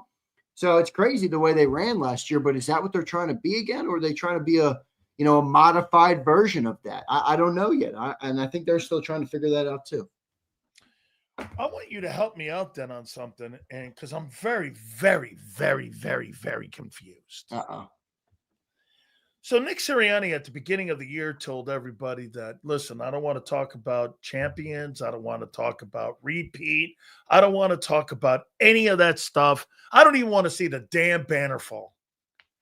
Okay, so if we're not going to remind him of what last year was, why is he trying to remind people that they're trying to do the same thing that they did a year ago? I love the way you tie shit together sometimes. I don't really think those things correlate at all. Now, really? I never agreed with them acting like it didn't exist in the first place. Like, you want a banner. He's doing the same shit. It only comes every once in a while. They're doing the same shit they did a year ago. Yeah, I never got that. But they're not. Yeah, I mean, no, I never got why they hid away from all that, banner. Like, dude, there's only so many years you're going to come back in the first game of the year, you get a banner, I know you might think the Eagles' mentality is they're going to win it every year, but Brady won 7 of them in 20 plus years. You don't win it that much. So I always thought that they should nip that shit in the bud. You're a grown man. You guys accomplished something great, and you should take it in and enjoy it for what it is. But it's an interesting comp by you. I don't know. You know what I think they're dealing with a little bit right now? I think they're learning a little bit what it's like to win, what it's like to be at the top. Not that they didn't win before. They've won a lot of football games, but it's a different beast when you win the Super Bowl. Oh, no, they've replaced Kansas City. Right. So it's like, are they learning how to kind of manage being that top Yeah. dog, a little bit? But I'm not worried about the team. They just got to figure out the offense. Once they figure See, out the no, offense, wait. I'm not worried about the Giants. I'm worried about the team. no, I'm not worried about the Eagles.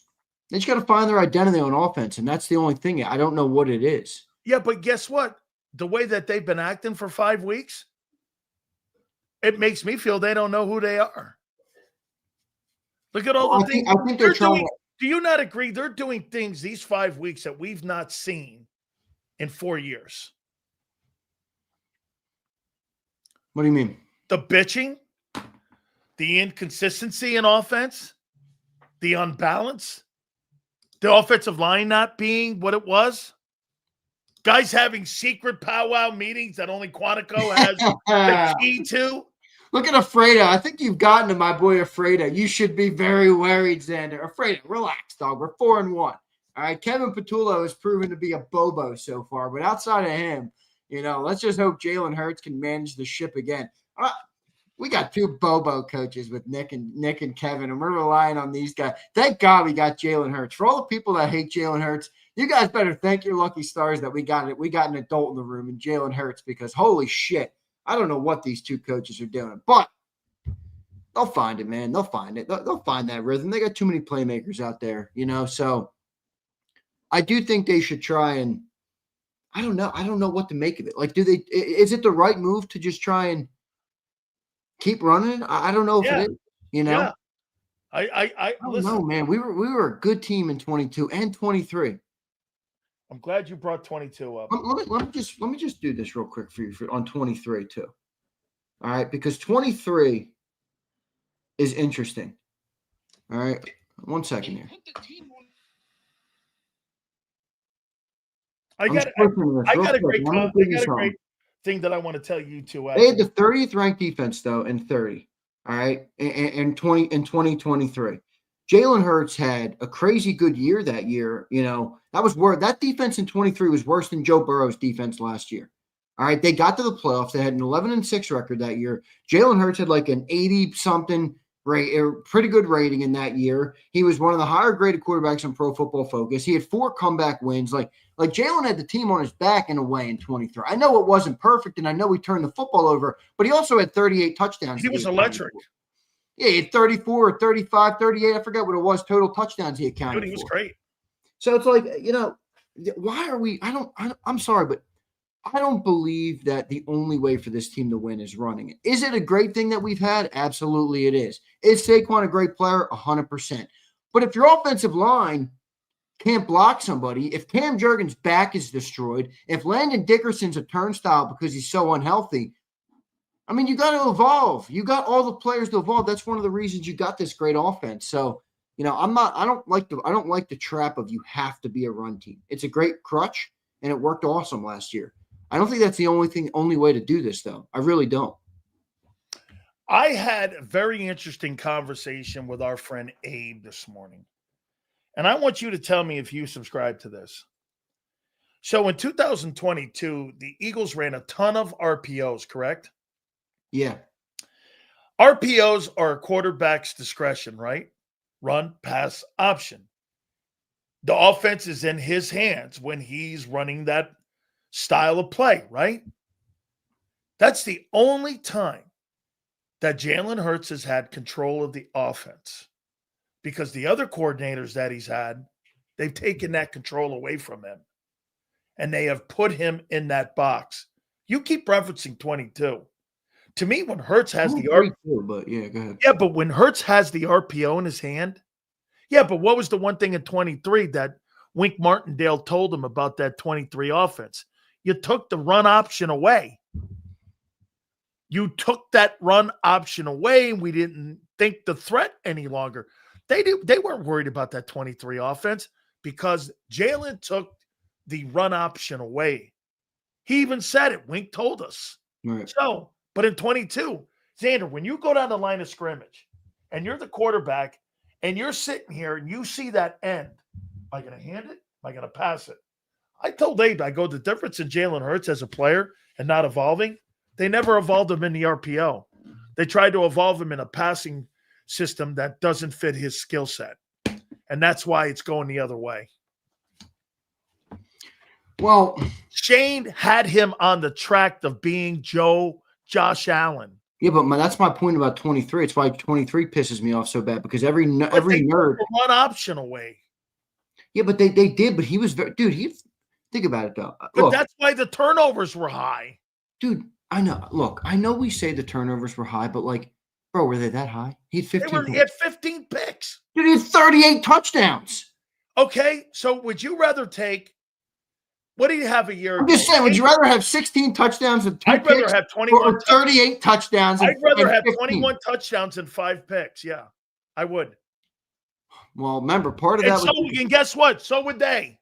Part of that, though, in 23, that where those turnovers come in, is because the defense was so ass. They were terrible. Okay. So imagine that style of Jalen, though, with a better defense. I think the turnovers were high because they took the run option away, and you're not wrong on the defense. You're not wrong. But, dude, when he was the best, I remember saying this topic. Do you ever think that you think you'll see a better version of Jalen Hurts in 2022? And you haven't. You've only seen it in spot games. You can make an argument 23 it just didn't look good because the team collapsed. Yeah, and again, Pro Football Focus and everything. 23 was his highest graded year. 38 touchdowns. He had 4 fourth-quarter comebacks in that year. He led the team to the playoffs with that 30th ranked defense. They had DeAndre Swift, who was a good back, but not a great back. I mean, Jalen did a lot for that team. The only reason that team even squeaked into the playoffs that year was because of Jalen Hurts. Same thing here. Guys, do me a favor. I think he had 15 picks and 6 fumbles. I mean, dude, it's 21 turnovers. Yeah, I'm just saying, like when you put more on the quarterback's plate, you get a little more turnovers. When you take a lot off his plate, you end up with 4 turnovers. That's what they did a year ago. Right, but they had a great defense and a great running game. They don't have that anymore. Because they stopped developing. I'm willing to get a couple more turnovers. They stopped developing them. Are you willing to get a couple more turnovers? Dude, of course. Listen, but they stopped developing the guy off the offense that made him great in 22. Well, that's Shane Steichen left. That offense died. They didn't use RPO that much. But they've never gone. They've taken the game out of his hands, is my point, and put it in their hands for more control of the offense. My offense, 22, that wasn't his offense. Jalen Hurts was really the coordinator then. He's on field making decisions. Pass, throw, run. That doesn't make you the coordinator that you're using RPO. Well, wait a minute. Okay, so wait a minute. Who's drawing up the routes for A.J. Brown to get 1,500 yards that year? And I'll tell you, hold on for a second. When you hike the ball and you run an RPO, do you actually believe the offensive coordinator has anything to do with the decision-making on the spot? If you've got to look at that end or whether he's coming or going or they're blitzing, that's a quarterback's instinct. Yeah, but go ahead. I don't want to cut you off. That's the quarterback's instinct to make that play at that particular moment. He's determining what the play is going to be. Do I throw it knowing that AJ's running a crossing route? Do I hold it? Do I run it myself or do I hand it off? That's not Shane. That's that guy. Now, listen, Shane does this. Let's run an RPO in this situation right here to give the quarterback the position to be able to make that call. Him and Shane were on the same page. Shane goes, it's 3rd and 4, or it's 3rd and 7. Hurts is going to run the RPO here.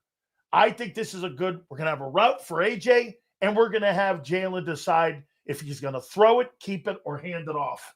Dude, all those backs were Pro Bowl backs because of Hurts' decision-making. DeAndre Swift and Miles Sanders, those guys all made the Pro Bowl because Hurts made the decision on the fly. Yes, he called the RPO for that respected moment, but Hurts was a decision maker. Bro, when you took that out of his hands, look what they've done. 23, it was out of his hands pretty much.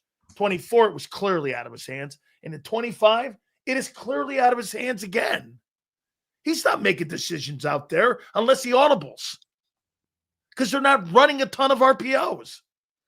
The offense is in the hands of these incompetent coordinators is my point. Hurts in the offense is at its best. How many times have you and I said this about Jalen when he's off script?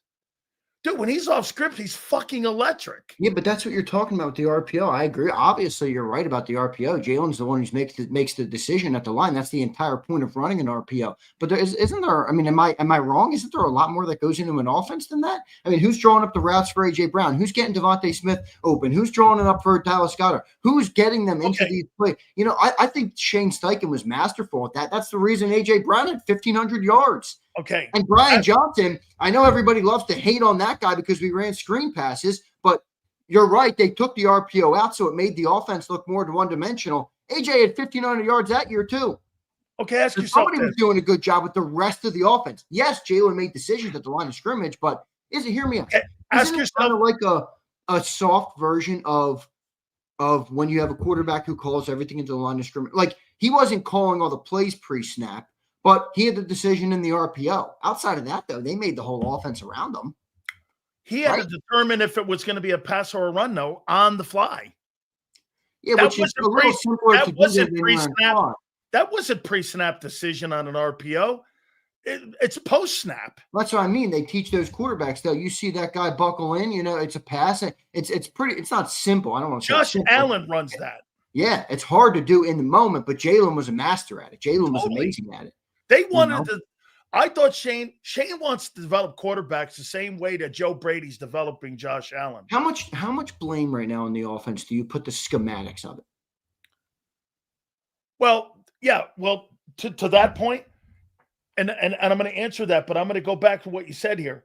Have you ever really seen complex routes other than go routes for AJ Brown? They don't run anything complex. They don't. So run when you say that they design these routes, they've never really, in the entire offense, have ever really designed any kind of exotic routes getting guys open. That's not what this offense is. So even with Shane, there weren't complex routes. They were go routes, hooks, and hitches. That's all they have. That's all they've run for 4 years. Now, to your point about the passing game, and look at what AJ did in that.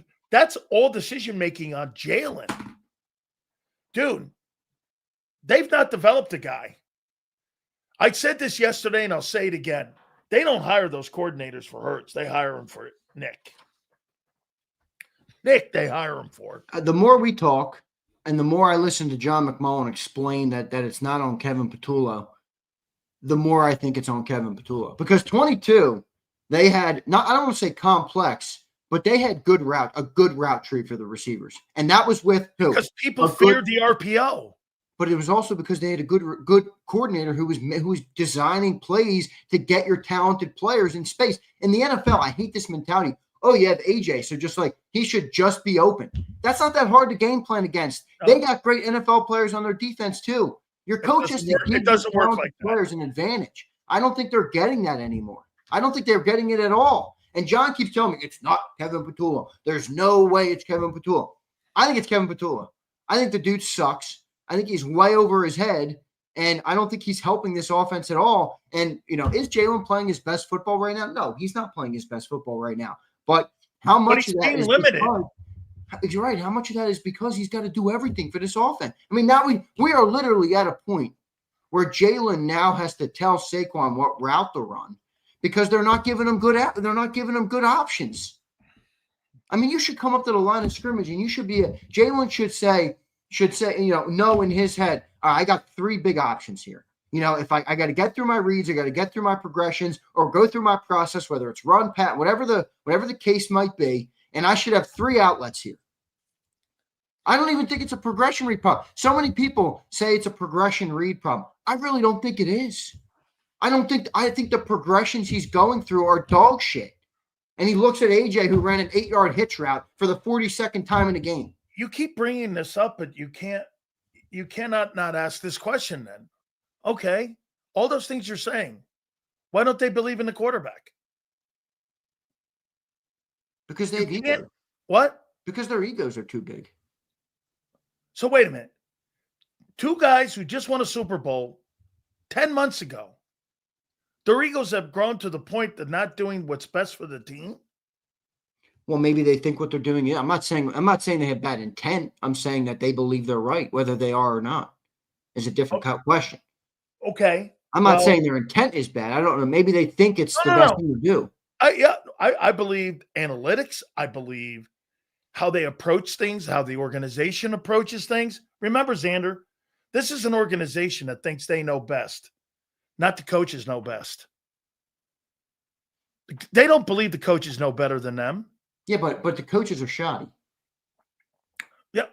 Well, Howie's not responsible for. Sometimes you get a good batch. Sometimes you get a bad batch. That's what's happening with the Eagles. All right. Well, this dude has not done a good job. I think part of AJ's frustration is about that too. Like, dude, they're not putting us in positions to get the ball. Okay, let's rank the coordinators since Hurts had them. I'm talking about just Jalen's coordinators. I can do it. I can do it let's so easily. Go from 21. Let's go from 21. I can do it very easily. And not Doug. Let's go from 21. Who's the best coordinator? Shane. Who's the second best? In my opinion, Brian. Okay, Brian. Who's the third best? Kellen. I didn't think Kellen was all that impressive because it worked so well, but it was simple. He didn't do what we thought he was going to do. So, and that's why I put him 3. Okay, right, remember, I love this too. One more thing though, real quick. There's a lot of people out there who keep telling me, hey, Kevin Patullo is a first year. He's got to grow. You're right. I agree. All right. No, it's not a training wheels job, but natural reality is when you have a first year guy, there is a learning curve. How come nobody extends that to Brian Johnson? You had a number 8 offense in football. Jalen had 38 touchdowns and 15 picks. Everybody talks about Brian Johnson like I never thought he should have been fired. Because he ran some bubble screens. All right. He could fix the bubble screens. That was his growing. He still did a good job. Number 3 is Kellen. Number 4 is Sirianni. Number 5 is Patullo. Okay. So the last 2 guys you've had the most success with the team. You're 18-3, 18-4 with a Super Bowl win. What's different? You're not throwing the ball. You're running the ball. You're getting away. Yeah. The last coordinators, if you're going to count Nick in there, think about that. Is Nick, Kellen, and KP. Yeah, and that's where we've been the most successful. But the offense has also looked to the point where we literally win games and people come in this chat and say, what the F am I watching? Correct. So you're not building an offense around your quarterback. Boiled down, this offense is a run-first offense, and when the run game doesn't work, it looks like absolute dog shit. You want to hear what – That's incompetent, dude. I'm sorry. That is incompetence. A line from New Jersey fishing maniac. The more Hurts sucks and how he looks, the more you win. If Hurts sucks and he doesn't look very good, you must have blew a team out. Oh, man. All right, let me ask you this one. Jalen Carter. What if this guy has – by the way, we'll read all Super Chats at the end here. Guys, please hit the like button here. What if Jalen Carter has issues finishing a game tonight? What impact does that have on the game when you lose your number 1 interior player and your number 1 interior defensive lineman? If there's going to be some issues tonight. And by the way, I would ask you this because you and I had a conversation about this. If I see Jalen Carter starting to limp around or getting hurt, I'm yanking that guy and not putting him back in the ball game. I need him for the war, not the battle here. So I'm not playing him through anything. I mean, look, anytime you lose, trench players that are as talented as those 2 guys, there's a massive impact. I mean, that would be. They're not Pro Bowlers. They're all pro. All pros. Those are really good players. I mean, in large part, Landon ties into what we just talked about. They've been so adamant to run the football, and I get it. They've been successful, but if you can't block, you got to be able to evolve. Like the fact when we can't run the ball, our offense looks like it literally is Pop Warner is insane. We have insanely talented players. You're telling me you can't run one game? Welcome to the NFL, dude. You're not going to be able to. Even Kellen last year was way better at this because in the games that we couldn't run last year, guess what? Jalen threw the ball well. Yep. So this is like ridiculous that, okay, take away the run, and the offensive coordinator is going to run the same 8-yard hitch route and Devontae Smith coming over the middle every single play. It's the stupidest thing I've ever seen. But Yeah, no, it's a huge loss. I mean, those two guys. Part of me with Landon now is put him on the bench. I understand people don't want to say that. I understand when you're not injured in football, you play, but we need that guy for the stretch run, especially if these coaches are going to be this inept. You better have that guy on the offensive side of the ball. You got the Giants, the Vikings, and the Giants. If you lose, let's say, one of those games because you don't have Landon and you go into the bye week at 6-2 and Landon comes out of the bye week healthy, let's just say it's worst case scenario, and you drop 2 of the next 3 games. You go into the bye week, 5-3, and you have a healthy Landon on the other side. What would you rather be? 7-1 with a destroyed Landon Dickerson or 5-3 with a healthy Landon Dickerson? I know people don't want to lose. I get it. I don't want to lose either. But I need that guy healthy. And Jalen Carter, that's going to be a problem because the edge rushers are not good right now. The edge rushers aren't getting a lot of pressure. I don't want to play him. I don't want to play him tonight. Who, Carter? Yeah. Well, I don't know how bad that are you talking about the shoulder? Or are you talking about the heel that just got reported? I'm talking about all of it. Yeah. Well, we'll see. I mean, if there is a game to sit Carter, it's actually better to do it this game versus Landon because the Giants' line is so good. The Giants' O-line is not that good. Moro Ajomo might have a chance to have a good game. I'd want him more against the Minnesota Vikings. Yeah, because they got a better offensive line. Yeah. They have a much better offensive line. And there's a shot that team might make the playoffs. I know the Giants got Illuminor. Who else do they have on that interior of the O-line? It's not that good. They got that tackle's really good, but he's outside on the perimeter. But yeah, that's Andrew Thomas. I'm not worried. He's a really good football player. He's a really good football player, is right. He's easily probably their best player on offense. Yeah, by the way, the Giants have an advantage there on the edge. Let me find this real quick. Give me 1 second. What are you looking for? I just want to read you the interior of the Giants' offensive line. I had the stats on a thing. I'm trying up. Got it. They got Runyon. They got Runyon in the middle. But I got some numbers on them too. They got Runyon as the left guard. They got John Michael Schmitz as their center, and Greg Van Roten is their right guard. So right now, Van Roten and Illuminor have both given, or Runyon and Illuminor have both given up 2 sacks, or Van Roten and Illuminor. All 3 of them have given up 2 sacks this year. Runyon and Van Roten, the 2 guards, the pressure rate on those 2 guys is a lot, like really big. I think they've given up. See if I can find it real quick. But if Carter's not in there, that's nullified. Well, my point is you're better equipped this week without Carter than versus the Vikings, where you're not going to get any pressure if you don't have Carter. But that helps the Giants.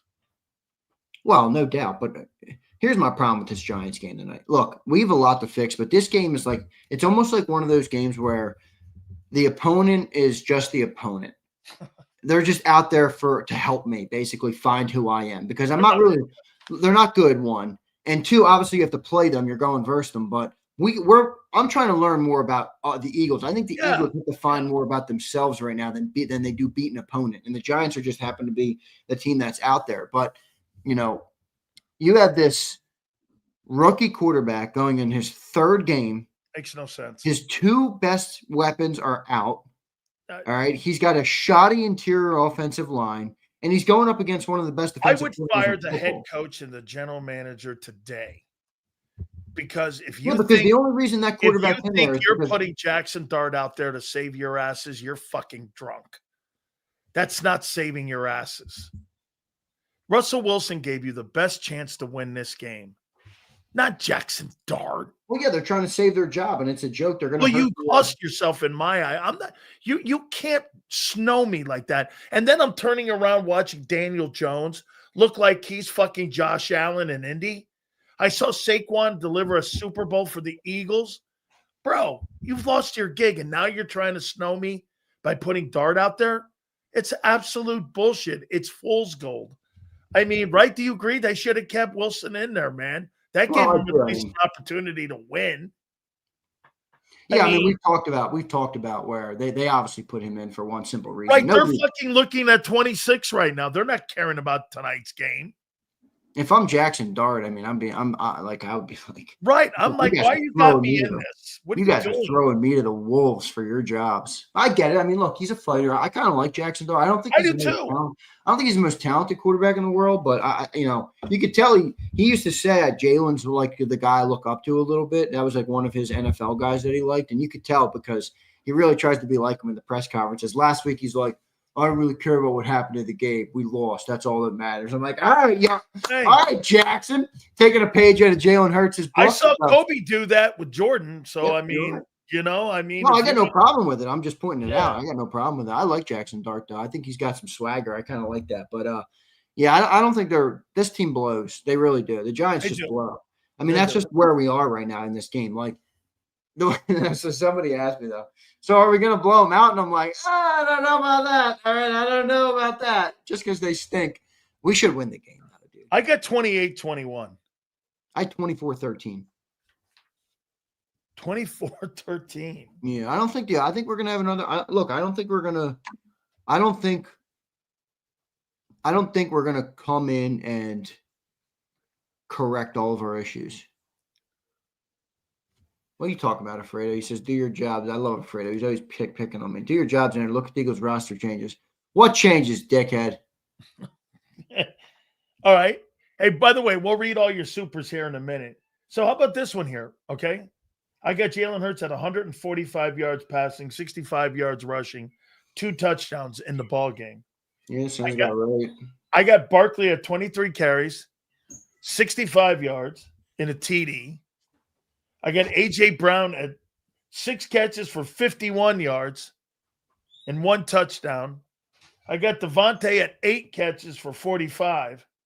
And I got Goddard cleaning up the rest with 3 catches for 40 yards in tonight's game. That sounds like a 23 to, what'd you say it was? 23 to 13, 24 to 13. I got 24-13. I just don't think the Giants are going to be able to move the ball, man. You know, I was looking at something a little deeper. They are 13th in rushing.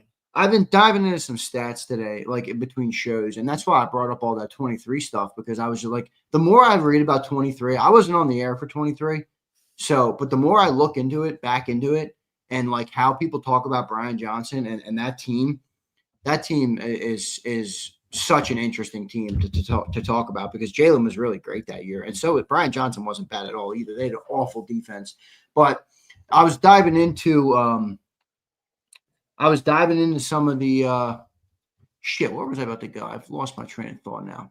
I was diving into the damn stats today with for 2023. Yeah, but I was trying to talk about how it related to this year. I forget my train of thought. What was your question? I got one here for you. I'm going to ask you a Kardashian question. Uh-oh. AJ and Hurts and their business relationship tonight will look like what? That's a good one. I'm hoping it looks better. You know, optimistically, I'm hoping it's more about them, you know, just being able to deal with their frustrations better as a more cohesive unit, and kind of knowing, like, if our coaches are not going to put us in the best positions, like, what can we do as superstars, as players, as leaders, as captains to be better and to get the most out of our offense? I think they all know that they're much better than they're capable of much more than their output is. And, you know, if they can get closer to that, then I think that's a good thing. But I don't know. I don't like speaking on their personal relationship because I have no idea. I don't know. But the meeting is weird. They're making it public now. Who made it public? That's my biggest question about that whole meeting. Somebody wanted it out there. Somebody wanted it out there. Jimmy Kempski was the only reporter who got it. And the way he wrote it, anybody that's been around this team for a long time knows that was a PR. Somebody sent him that and said, copy and paste this and tweet it. I'm told it was a positive meeting. Who put that out there? I know Jalen didn't put it out there. I know Saquon didn't put it out there. And I know A.J. Brown didn't put it out there. Who put it out there? And for what reason? That's a weird thing. I don't know. You think the Eagle PR put it out? I don't know. Somebody put it out who's trying to protect something. Here's what I'll say tonight about the business relationship. I hope tonight that these guys practice the most important thing that they can have, that they've shown that they've not had lately. I hope they practice patience with one another. Dude, you are the defending Super Bowl fucking champions. Xander, do you believe this offense is going to eventually turn around and start picking up where they left off a year ago, and it's going to start getting back? It may not look exactly, but it's going to get on its train tracks again. Don't you agree? In some form or fashion, it's going to get on its train tracks. Like I said, it may not be the locomotive it was in 2024, but it's going to get rolling again. Do you not? I mean, I agree to Is some Carter extent. rolled out? So what they're all talking about right now is they elevated Gabe Hall.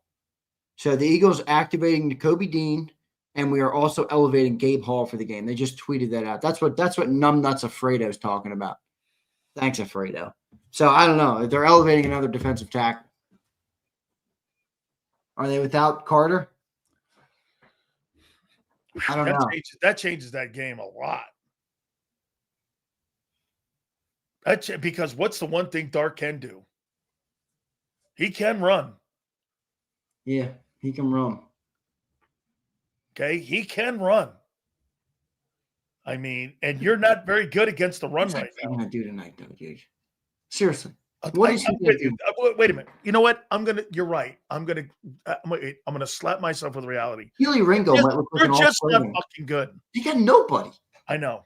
Dude, we could not have AJ and Devontae for a game, and our receivers would be much better than what they have. Dude, I think you could play your practice squad against this team and beat them. I mean, they got Jalen Hyatt, I think. They got Wan'Dale Robinson. They got some sort of rookie named Bo something. I mean, they have nobody. Who the hell is Jaxson Dart going to throw the ball to tonight? The defense is going to have a great night.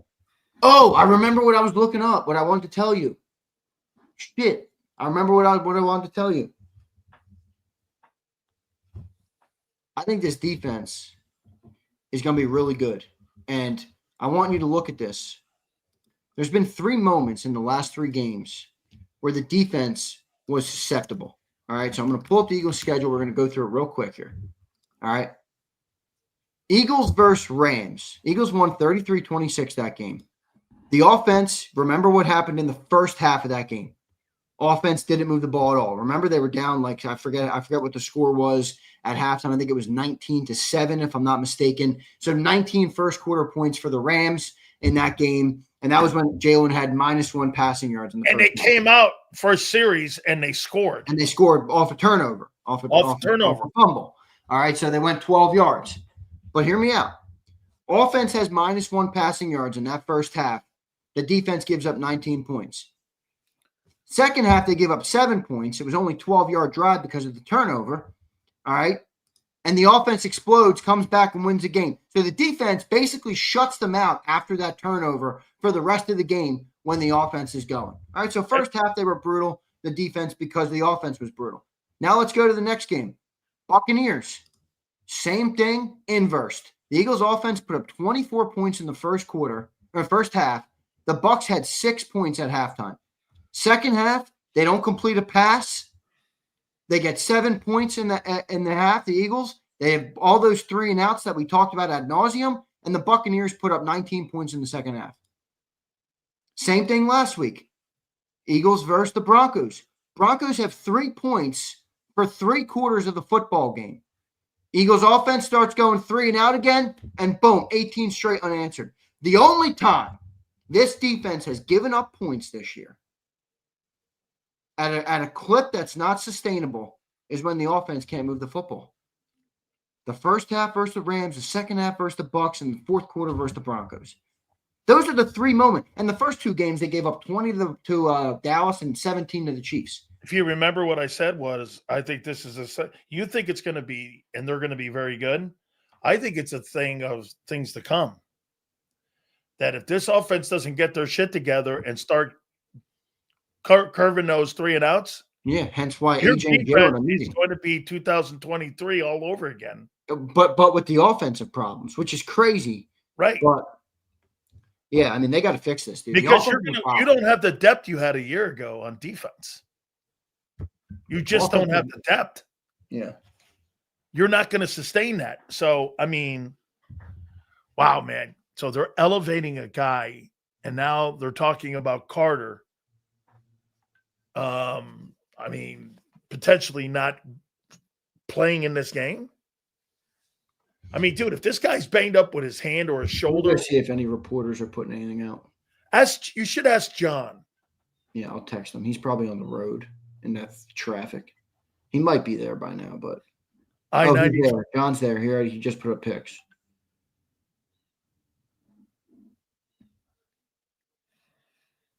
All right, give me a sec here, John. I love this. Right on it. But folks, you're Do you getting know anything on about the spot Carter? at Raymond James, or excuse me, at MetLife. Boy, that's a big loss if he's out. He probably doesn't know anything because the Eagles keep everything. Yeah, that's close right. to the He wall. probably doesn't know yet. But I don't see any tweets yet. I just see that they elevated Gabe. Yeah, everyone's just tweeting that. Be nice if some of the beat reporters like gave us opinions every once in a while. Well, it would be also great if the Eagles ever really had a relationship with the local guys. The local guys John got screamed at because he said Jalen Hurts is aloof. I don't know. Okay. I don't know if Carter's playing yet. Senor, quit making shit up, Senor. Out, Giant. I mean, let me text somebody here. See if John. Excuse me. Yeah. I don't know if he'll tell me. I don't. Yeah, nobody knows yet because Rappaport, who gets stuff quickly, said Eagles elevated DT Gabe Hall, an indication that it's no sure thing that Jalen Carter plays tonight. But that's still, you could tell he doesn't know yet. Yeah. What do you think Nakobe Dean's role is tonight? Not much. I mean, you got a shoddy Giants team. Maybe you get him on the field to try and, acclimate him a little bit. It's a tough injury to come back from. I know people, when you hear a guy's healthy and you're just like expecting Nakobe Dean to look like Nakobe Dean again, that's a tough injury to come back from. That injury has really hurt some players' careers. So I think that's probably it. I mean, hopefully they get a lead on this team and they can put him in there a little bit. But at the end of the day, Campbell's too good, dude. I hate to say it, but you don't take that player and Campbell off the field. You just don't. And they're not going to play 3 linebackers, so I don't know what it looks like for Nakobe Dean. We'll see. You think he's special teams tonight? Then probably put him on special teams. Maybe give him some role there. Get him some reps. Yeah, get him some game action. What about your boy Keely Ringo tonight? How do you feel about him? I think he has a chance to have a great game. He's going up against who? Jalen Hyatt and Wan'Dale Robinson.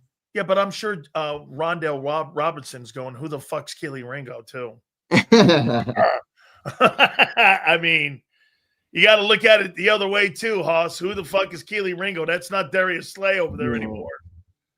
Okay? Are you concerned at all, man? I mean, at all? Or is it that the Giants are just too bad and you – listen, I'm on your side with this. I don't see it. But Cam, Landon, Carter. Look, the way I see it tonight is the only way they lose this game is if we have some real fucking problems. Like problems that are bigger than we've talked about. Turnovers, too. Turnovers. Well, yeah, but like, dude, even if we don't play our best game of football tonight, we should beat this. Now, I'm not – I understand. It's the NFL. I'm not going to sit up here and say you have to destroy them or else. That's why 24-13, but the squeak by them is one thing. Lose to this team, you got some serious issues, I think. Now, they just beat the Chargers, so maybe not. Maybe not. Beat the Chargers? Who'd they beat? I thought they beat the Chargers. The Chargers got beat by the Commanders. Fuck the Giants beat. The Giants beat the Chargers 2 weeks ago. Told you. Was that Russell Wilson? Making me second guess myself. I know. Wait, was Dart in that game? Yeah, Dart was in that game.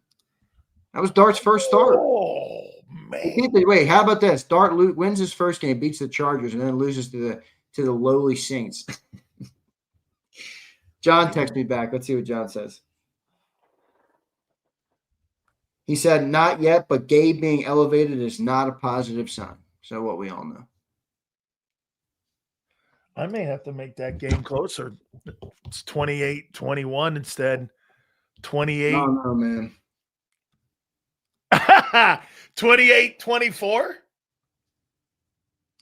You're not losing. I got 24-13. I don't think the Giants are going to be able to put points on the board. No. Well, if Carter's not in there, doesn't that's the integrity of the defense in the middle to be able to run the ball on you. They are 13th in rushing. Who caught passes in that game for the Giants? All right, Neighbors. That was the game Neighbors got hurt. Darius Slayton had 3 catches for 44 yards. Wan'Dale Robinson had 3 catches for 14 yards. Cam Scattaboo. That guy's – I'm calling him Cam Scamaboo. He's not – I think he's way overrated. Watch him get 138 tonight. Or Bugaboo. Cam Bugaboo. He's not getting 130 on us. Stop. What did Jaxson Dart do on? He's averaging 3.8 a carry. People like him because he puts his head down and hits people. They like it because he's white. What was the numbers for Dart in that game? That's not why I like him. What? I know. I don't like him at all. The numbers for Dart, you said? Yeah, what were they? Well, and the win? Yeah. 13 of 20 for 111. Oh, very Jalen Hurts. How did I know you were going to say that? Hey, what did he run? 10 carries for 54 yards. He really does play like Jalen Hurts. Yeah, that's all he got to do is win the ball game. Let's see how he did last week versus Saints. I think he had like 5 turnovers. He was 26 of 40 for 202, 2 touchdowns, 2 picks. Okay. What did he run for? Running, he had 7 for 55. He's a runner. And you don't have Carter? Maybe don't have Carter. Ooh, Xander. I saw that, Abe. Abe says fumbles like her too. Hey, Jalen dropped 1 football in 1 game, and you're going to hold that against him forever? Actually, he got killed because the guy missed a block. Nah, Abe's talking about the fumble in the Super Bowl when he dropped the ball. That's how Jaxson Dart. That's how he fumbled last week. He just dropped the ball in the pocket. Oh, good night. All right, let's read some of these supers. We're going to have Jason Cole with us at 4:30. Holy cow, man. 40 things at once right now. Hey, dude. So John rolled up to fucking MetLife in New Jersey. New Jersey. I was going to buy a house there, and then I realized that they I'm not going to say that word. Their taxes are insane there. Yeah, they're insane. I couldn't do it. I'm like, no way. Dude, because like, you can like, I could like live like around here. So I've been looking at areas around here to live. And you would have thought New Jersey would have given you a little bit of a break living in Jersey. No, I didn't think it was going to be a break. I just you probably wanted to live near the shore. Right. I like living near the coast. And Jersey actually is good because I like land. You can get space in Jersey. That's why all the athletes live over there. Like Fletcher Cox had like a bunch of Barrett's got a place there now. Yeah, exactly. Yeah. No. Wait 1 second. I'm sending the link to Jason. Oh, no, he's going to get mad at me. Damn. Dude. All right, here we go. Let's get these supers. Asumori says, can't wait to see the type of shit show that comes from this team in December on Hard Knocks. If we don't have it together, it's going to be bad. That's right. They'll no way. I don't know if you can X-nay that. No, I'm not sure if you can X-nay that, but man, I'll tell you what, that's not something they. Oh my God, AJ will be gold during that time. I'm telling you right now, the team will cut it all out. Who owns Hard Knocks? Well, the league has to okay it. Exactly. That's all I need to know. The Eagles will be so on top of that shit, dude. Yeah, the Eagles, the league control content. HKP says Jalen threw for 280 against a solid Broncos D and missed some big plays. He will easily go over 225 tonight, even with incompetent play call. How about even with an offensive line that's banged up inside interior-wise, that's been giving up pressures, and he's been taking a ton of sacks. He took 6 last week also. So you're so sure of that, huh? Okay. And by the way, do you not agree with me? They may not have the Broncos front 4, but the Giants are pretty good. The Giants have a good offensive line. Really good. Abdul Carter looks like a legit. Brian Burns has 5 sacks already this year. I'm not a huge fan of that Kayvon Thibodeau, but he's still a good player. Dexter Lawrence in the interior. I mean, they got good players on that D-line. There's no doubt. Great players on that D-line. We sent the link. He just texted me. He goes, we on today? Yeah, we sent the link. Hopefully tell him it's my fault. You don't need to remind him of that. No, I'm not. I'm not going to remind him of that. We sent the link. Hopefully he got it there. HKP says, AZ, tonight's the night AJ goes for 8 catches, 150, 2 tutties. He should. He should. He should have a big game tonight. HKP, love you, dog, but I got to see it first. Prince says the only issue with our offense is that we lack a scheme. I know, Prince, it's brutal. Every team in the NFL is a scheme but us. We strictly rely on our talent. Agreed. Yep. It's just a joke. Absolutely. Absolutely true. Theodore says Hurts can't read zone defenses with sim pressure, especially. Well, he does struggle with that. That's a little bit of his weakness, those zone defenses, But yeah, how much would it help if you could give him some outs in some of those, man? Yeah, but I will also say this to you. I do believe that the interior offensive line not being what it was a year ago is also taking up again that he's being pressured more. Listen, it's every time somebody brings these super chats up about Hurts and the pressure that it took Brady how many years to learn how to deal with internal pressure? Even he struggled with it all the way to the very end. Dude, that is the one thing, the kryptonite for every quarterback is interior pressure. He's not adverse, is what I'm saying. A lot of guys, Peyton Manning had issues with it up the middle like that. So it's something that's going to evolve over time here. Yep, I agree. Here's Kimberly. 23 defense was acquired from Senior Living. Yeah. Wasn't good. Fly Eagle says, what's your take on Jonathan Gannon hitting a player? Got to keep those hands to yourself, bro. I got no problem with the discipline, but I don't know. Pro game and 2025. I think Jonathan Gannon's lucky he didn't get his fucking ass kicked. Yeah. Yeah. Okay. I really am. I mean, did you see that the team ended up turning around and finding him too? $100,000. The team fined him, the league fined him too, and a lot of apologies there. You know what, Xander, I've seen that a lot. Back in the day, I had a guy in a locker room, Ron Heller. He attacked his head coach, punched him in the face. Then the head coach turned around and punched him in the face, broke his hand. Oh, that's never a good situation when you see something like that in your locker room. Yep. To say the least. Roll Philly says Jalen was MVP favorite in week 11, 2023. Correct, Roll Philly. That was kind of my point. I assume that's why you added that. Thank you, brother. Kyle McMaster, what's up, dude? Look at that fish, man. That's a fucking big ass fish. Wow, was that a tuna? I wouldn't know. I'm not the fish connoisseur, that's for sure. I might go to the beach. That's big. I'll tell you what, if that is a tuna there, looks like one. Hey, man, that's big money. Looks like a tuna. Yeah. You got a tuna? Can someone help us in the chat? I'm sure somebody knows. That's a big fish. That's big money. Right? Tuna. It looks like a tuna, right? Yeah, that's a tuna. Why don't they utilize the screen game more to slow down the pass rush and get the ball to playmakers? Wear the D-line out by making the move laterally. Complex passing offense, man. 23, everybody wanted to blow the coordinator out because he did too many screens. Here we are 2 years later, and we want some screens. I'm with you, though, Kyle. You see that there with Daz is saying? That fish is like $30K. Yeah, that doesn't surprise me. Dude, have you seen the tournaments that these guys do with these fish? $30,000 for something like that. Bluefin tuna. JD3 says 2 tweets, an Instagram post, and maybe a YouTube short from AJ tonight. Holy cow, man. Dude, this game's got a lot of intriguing things to it now.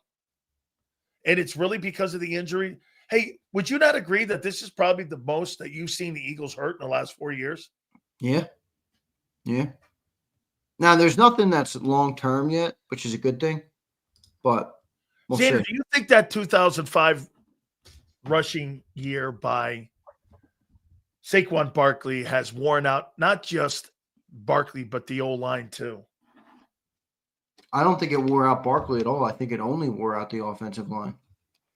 So it did more damage to the offensive line in your opinion. Yeah, which makes sense. It does. It makes a lot of sense. I mean, those dudes were blocking like savages last year. And by the way, remember I showed everybody that, dude, it was like 190 days from the Super Bowl to the start of training camp. They only had 190 days and not really any time off because they had OTAs and minicamp. Dude, all these, hey, I know Jalen Carter's going to get ruled out. You think so? I do. Wouldn't you rest him? In a game like this, where you and me are both, I'm honest. Yeah, I mean, I don't have information on it, so I don't know. I would obviously not want to rest him if he's okay, but if he's not, reporter Krause. I'm talking about talk show host Krause. Wouldn't you rest his ass? Reporter, I'm not a fucking reporter. I'd rest his ass. I don't know, because I used to say no on Landon, and now I'm like, yeah, Landon needs a rest. So maybe it's the same with No, Carter. they My needed problem to with rest. Carter is he rested all training camp. Don't you remember training camp? He didn't practice in training camp because he had the shoulder. Like, is a couple weeks off going to fix the shoulder? Also, Maybe. is a couple weeks off going to fix the legs for Landon and the back? I No, don't know. no, not for no He had Landon. all off season, man. No, Telling you, man, these guys are banged up. Landon. I'm concerned about Landon here, man. But then again, we had Carter. Hey, Carter was saying all week long, wasn't he? Hey, it's a kind of a minor serious problem here, Yeah, he right? did. Well, this is weird because it's not that what he was talking about. This is why I think he got stepped on. Let me see here. You can What's the matter with Jason? You didn't get the link? let me see here. You can log on now if you can. Okay, let's see. By the way, very close with Nick Foles. I don't know the time yet, but I'm working on getting Nick either Friday or Monday or Tuesday of next week. So we're very close to getting Nick Foles on. I'm looking forward to talking to him on.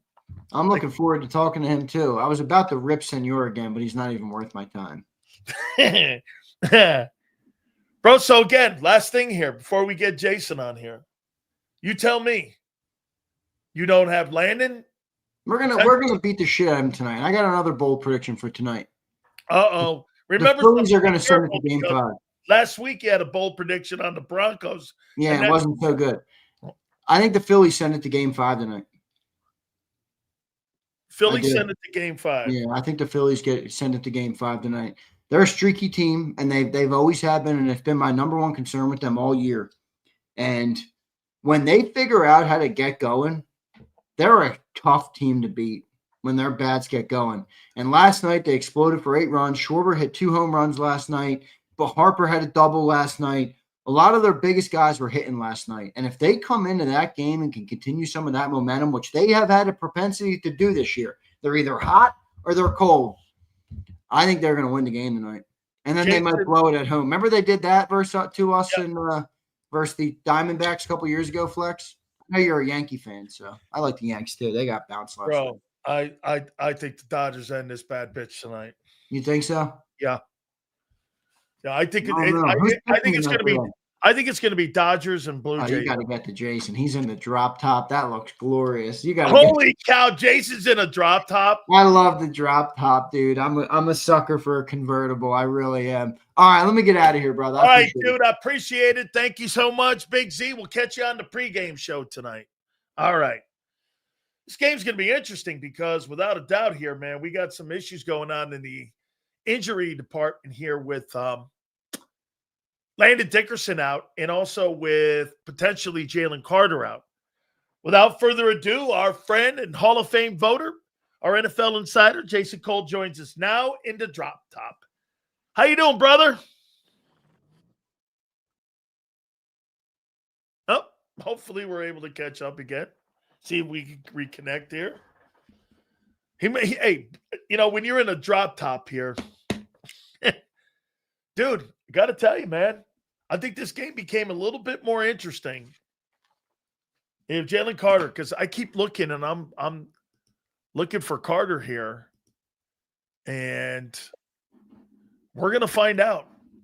So let's go back to Jason. Let's see if we can get a couple minutes with him here, and go to Jason Cole here, our NFL guy. How you doing, Jace? Life is beautiful, man. Life is beautiful. Look at you, man. You look great in that ride, dog. I love it, man. Way to go. Life is good. All right, man. That's right. So tonight, potentially Landon Dickerson, he's been ruled out, and also Jalen Carter may miss tonight. You think this game is close at all in any way, or are the Giants just in a total rebuild? Obviously, they've gone away from Russell Wilson, and they went to Jaxson Dart. There's 2 guys fighting for their jobs right now, Brian Dable and also Joe Schoen, the general manager of the Giants. I mean, still all Eagles tonight, even with some of the issues that Philadelphia's had. Should be. I just don't know. I don't know the Eagles where their heads are at right now.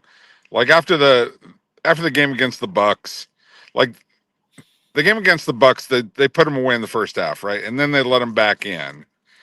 And then they get it. they get sloppy again late in the game against Denver and lose.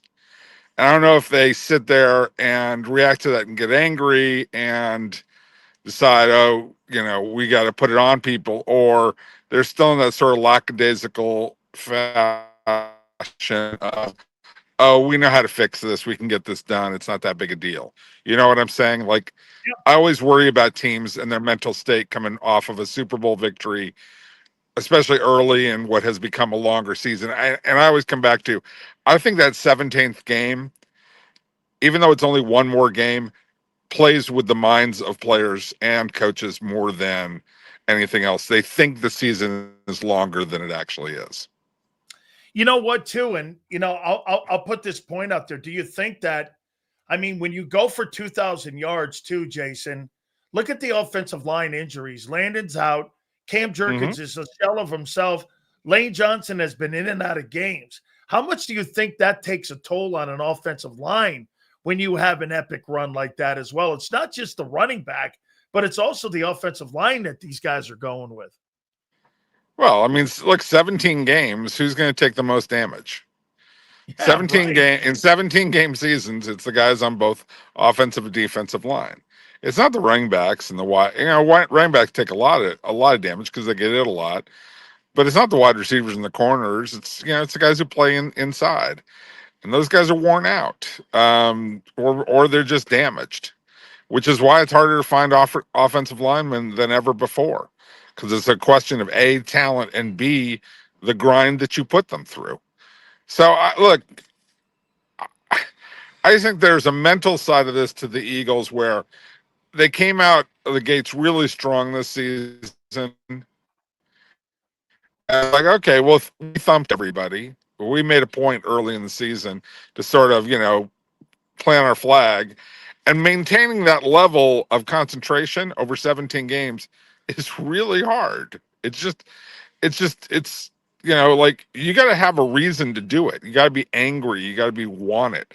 I don't know that this team is angry or wants it. Like Jalen Carter, and one other thing, like when Jalen Carter is one of your best players, you're always going to have some issues with his willingness to participate and willingness to put out effort. He's a Warren Sapp kind of guy. He plays hard when he wants to play hard. He, leads when he wants to lead. He's not your Aaron Donald who plays hard every single play of his life. I mean, he's talented. He's talented, but when you lean on guys like that to be your best player and your leaders, you got problems. Wow. So you compare Carter to Warren Sapp, where a guy takes. Oh, he is every bit as every bit as talented as Warren Sapp, physically. Now, better, okay, that's that's a whole different thing, right? I mean, but he's every bit as talented as Warren Sapp. He can dominate a game every bit as much as Warren Sapp ever did. I mean, but he's also a head case. Like Fletcher Cox was never a head case. Guys like Jason Kelsey, never a head case. Never problems with those guys. Jalen Carter's a head case. That's, we all know it. That's okay. But and look, every team has them. The problem is when they are your best guy on your defense, or there's not a lot of older guys around them to call them out on their BS. I love this take, Jason. Joe Schoen and Brian Dable, are these guys gone at the end of the year, in your opinion? I mean, John Mara's got to be looking at Indianapolis right now and doing this too. I mean, Daniel Jones is playing like an MVP. Saquon Barkley just comes off a Super Bowl team. I mean, Jason, the idea I thought was to keep good players on your team, the ones that you draft and develop. I mean, instead, they're making other teams better. That's assuming one of those guys they didn't develop, and that's Daniel Jones. But I think part of it, Daniel Jones may not have been a fit in New York. Remember, you have to have guys who are a fit in the city, and he may not have been ready for it. There's a lot of quarterbacks who've gone to New York and gotten crushed. Richard Todd got crushed. There's plenty of other guys who could not handle being that guy. Who was it? Dave Brown, was that the guy back in the? Dave Brown was a giant. Yeah, but right, but he went in was there. another guy. Yep. He was a first round pick who just couldn't handle it. Like there are certain guys who can't handle it, and I think Daniel Jones was one of those guys.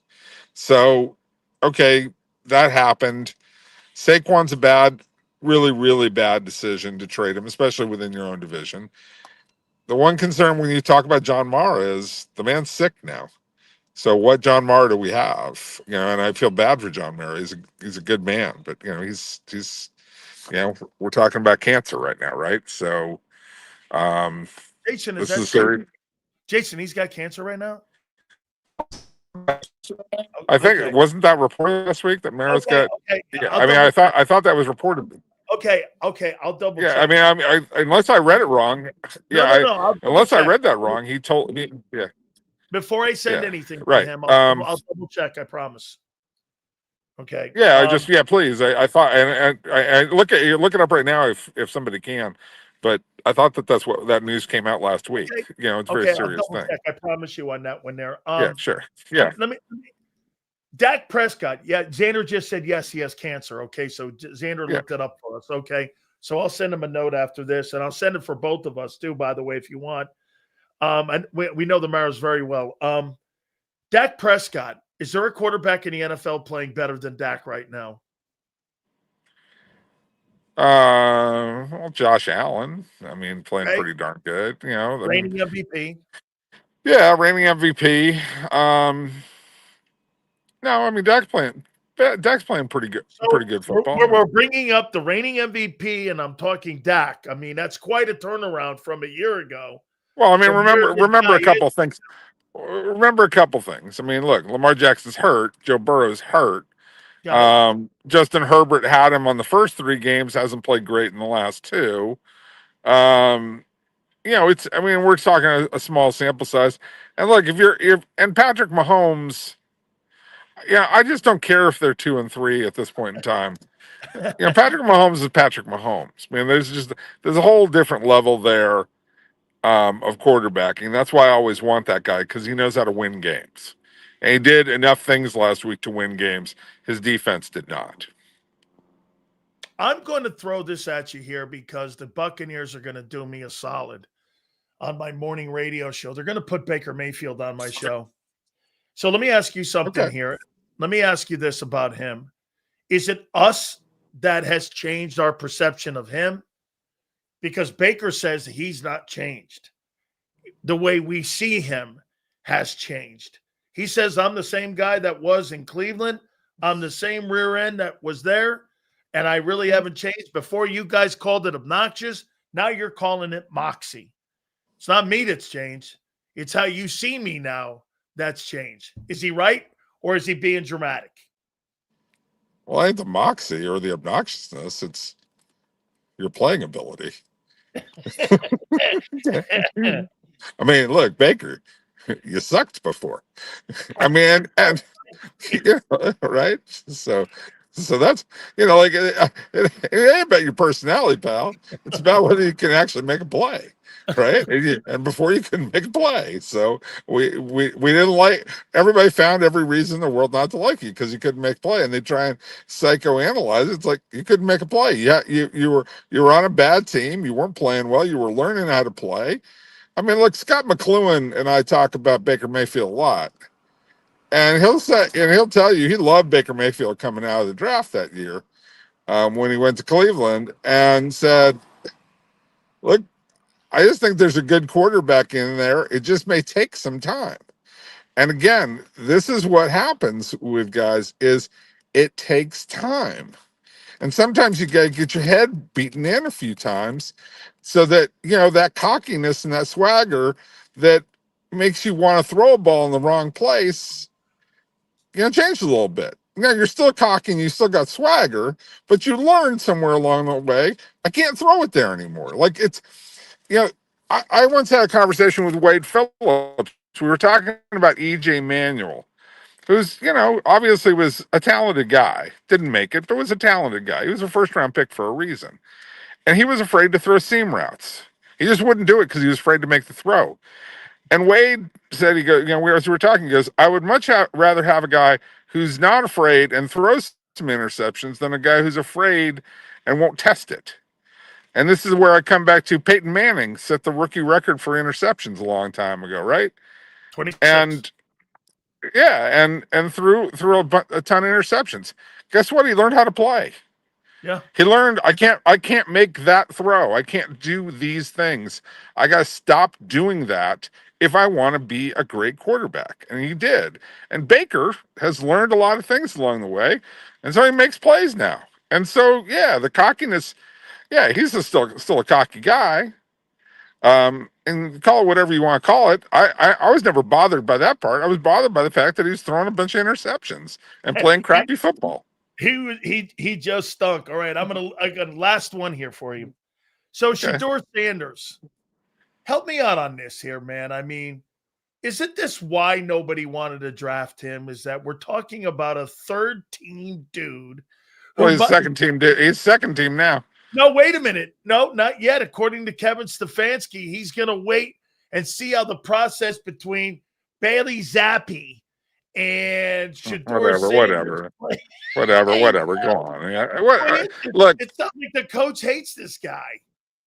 I mean, what's going on in Cleveland here? Look, I think the guy's not very good. Let's come back to what I was like, and that's not saying he's never going to be good. He became a pretty good quarterback at Colorado with a lot of hiccups in his game, like holding the ball too long, doing this, doing that. And sometimes you got to get your brain, again, go back to Baker Mayfield. You got to get your brains beaten in sometimes for it to come out. I think there's a player inside of Shedeur Sanders. Will it come out?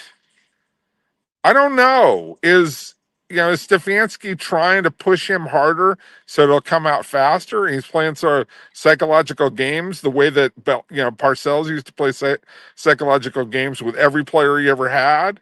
Yeah, I mean, who knows what's going on in Stefanski's mind? But I just take it as I look at the player and I go, what I saw in training camp wasn't good enough. It was, no progressions, didn't see the field, wasn't reading, there was a lot to learn. It wasn't for lack of physical characteristics than can play, okay? But it's lack of experience doing the things that you need to do as a slow-footed quarterback, because he's a slow-footed guy who needs to play from the pocket, okay? I'm not saying he can't run at all, but he can't run, he can't run to generate plays the way that, say, a Lamar Jackson generates plays. So he's got to play from the pocket. And so you got to get rid of the ball. You got to go through your progressions. He can't do that yet. When will he get there? I don't know. But, look, I think that I will say this. I'm not sure it's all the kid's fault either. Yeah. I think we are. I think that we're just drawn to the guy because it's Shedeur Sanders, because there's been so much controversy. I don't know that the kid is doing it as much as, as much or more than anybody else in this thing.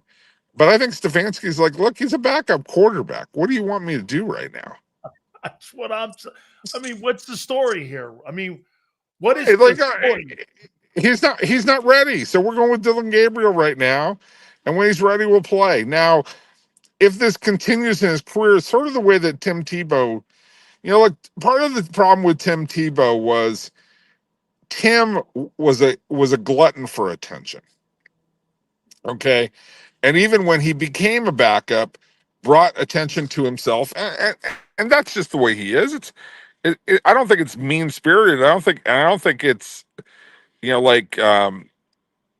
selfish or anything else like that. It's just his natural persona to want to go out and put himself out there. That's just how Tim was.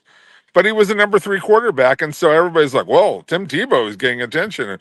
Shouldn't he be playing?" It's like, no, he's not very good. Stop. He's not good. He's a fullback. No, go. Stop this. And with Shedeur Sanders, I think the being Dion's kid is getting in the way of just learning how to play quarterback. Well, man, I'll tell you what, I'm a little jealous of you because, you're a business owner now. You're hanging out in the Miata. I mean, Miata. It starts with an M, pal, and it ain't Miata. Okay. Hey, wait a minute. I'm sorry. Stanford guys hang out in Mercedes. They don't hang out. They don't hang out in Miatas. You're damn straight. You're damn straight. By the way, you just blew everyone in the chat's brains out right now because they were saying that Jason Cole is in a Miata.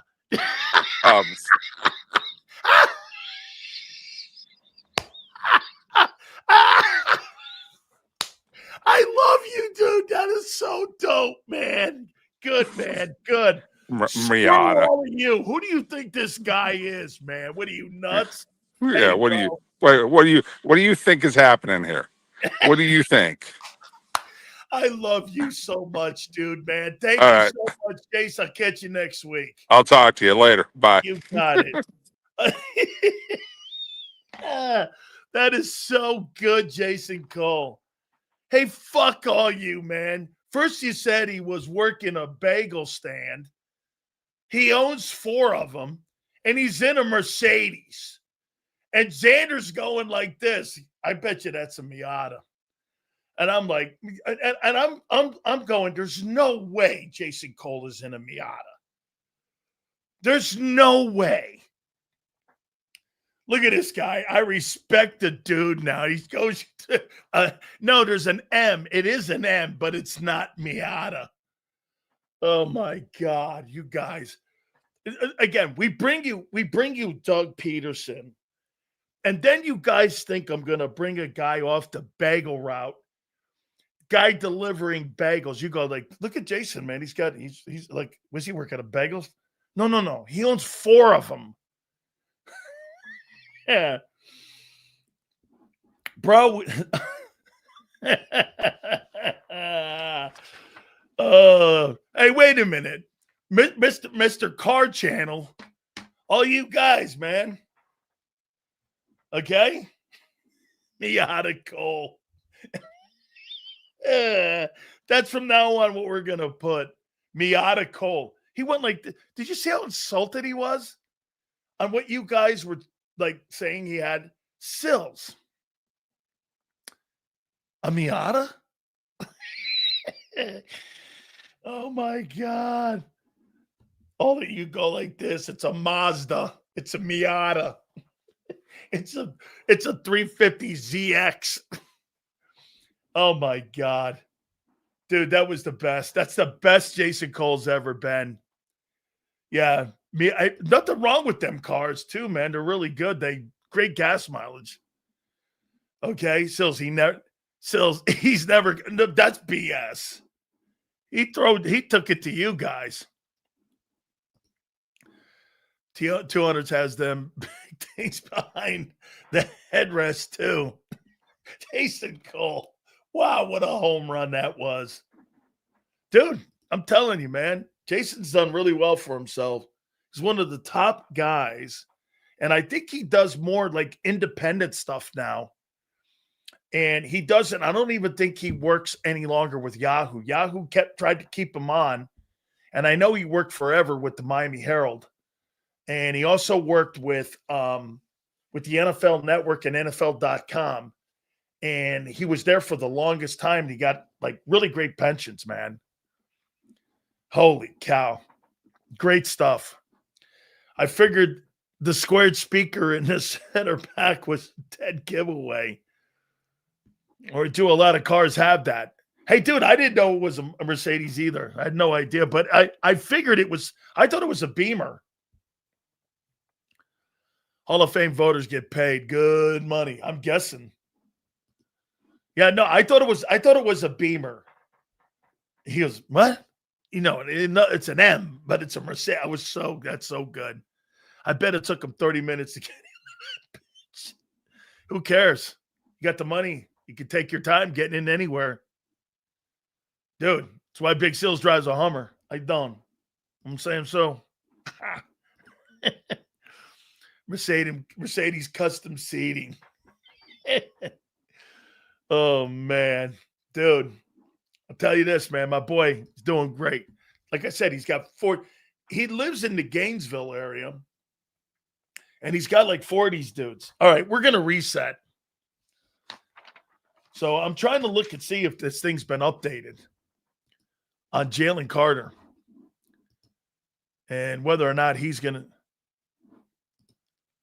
So I'm reading what Xander saw here from Ian Rappaport 42 minutes ago. The Eagles elevated Gabe Hall for the game, an indication that it's no sure thing that Jalen Carter will play, heal. And the Eagles have activated Nakobe Dean from the PUP list.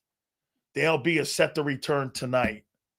So we're still waiting to see on Jalen Carter if he goes.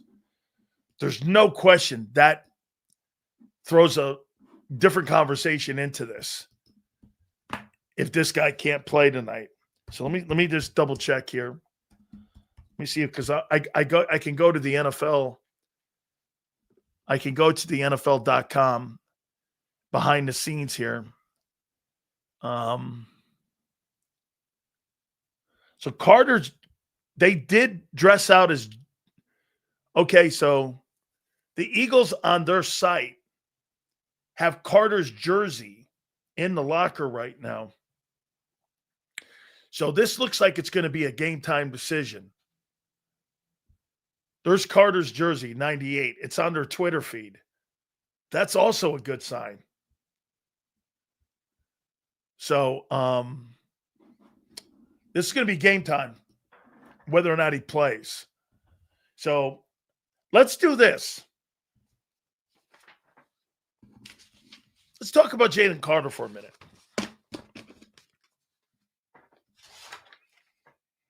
So far after 5 games,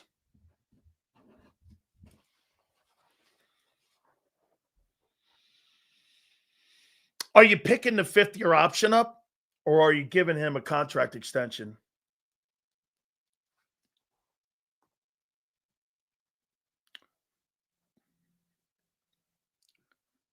What are you doing with Carter at the end? This coming season, are you picking up the option, or are you paying him?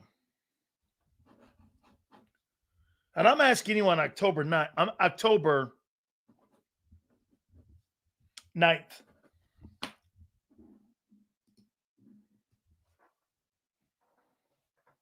What do you say? You're picking up the option?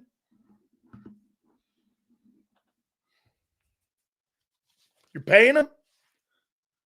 You going to pay him top dollar?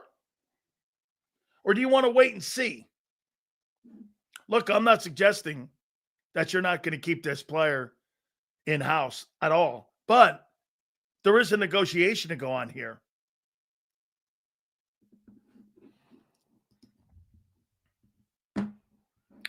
Well, wait a minute.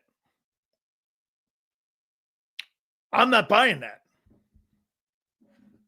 Looks to me like the loss of Josh Sweat and Milton Williams have affected his play also. Something you guys said was the reverse. I was on the other side. I said Jalen Carter benefited. They benefited too. But he also benefited. Okay? He also benefited.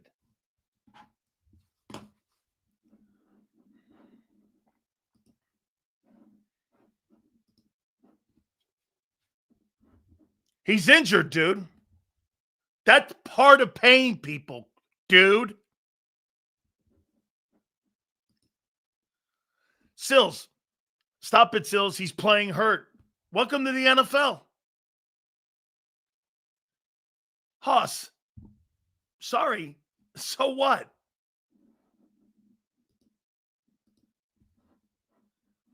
Milton Williams is having a better year so far. Oh, by far he is. Absolutely, Milton Williams is having a better year. Carter's not near Jones. Not this year. Yeah, he's not Chris Jones. Sills, you should come into Z Live stream today. Dude, I do 7 hours, and tonight I'll be doing 11 hours. broadcasting. I'm all good tonight. But you can't say his play drop off when he's hurt. Okay. That's why has dropped off. You don't think it's not having the players around him that have caused him to get injured also, because he's taken on more double teams. Is that it? Go to my Twitter page. They're there.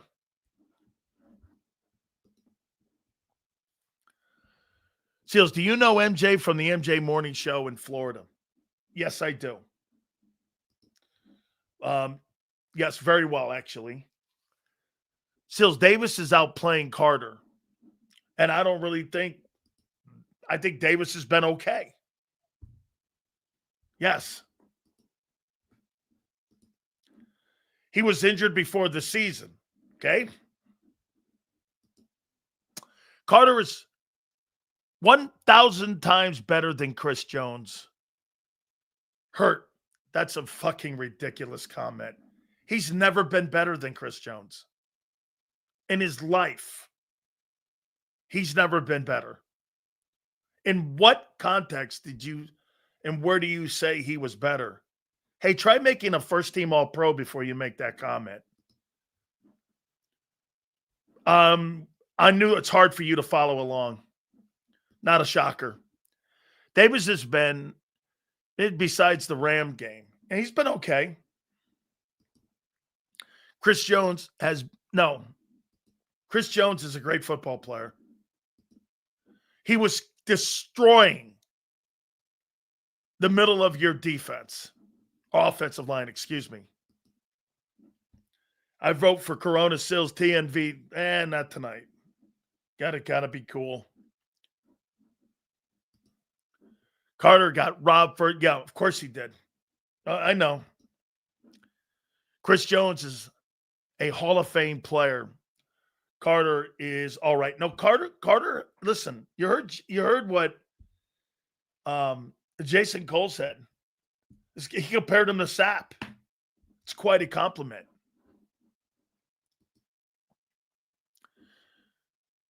Chris Jones is great. Bro, I don't give a fuck what he's graded. He's not better than him. Holy shit. Dude, you're the only person that thinks that Jalen Carter is better than Chris Jones. What a tool. My God almighty. You're out of your mind. That guy's a first ballot Hall of Famer. He's a first ballot. How about Chris Jones and standing there playing? Carter missed the first game, and he's still injured. Then he should sit this game. I agree with you 100%. Watch the film? I don't have to watch the film. I played the position. Not this year? Hey, Daz, you really think Carter's playing well this year? I don't.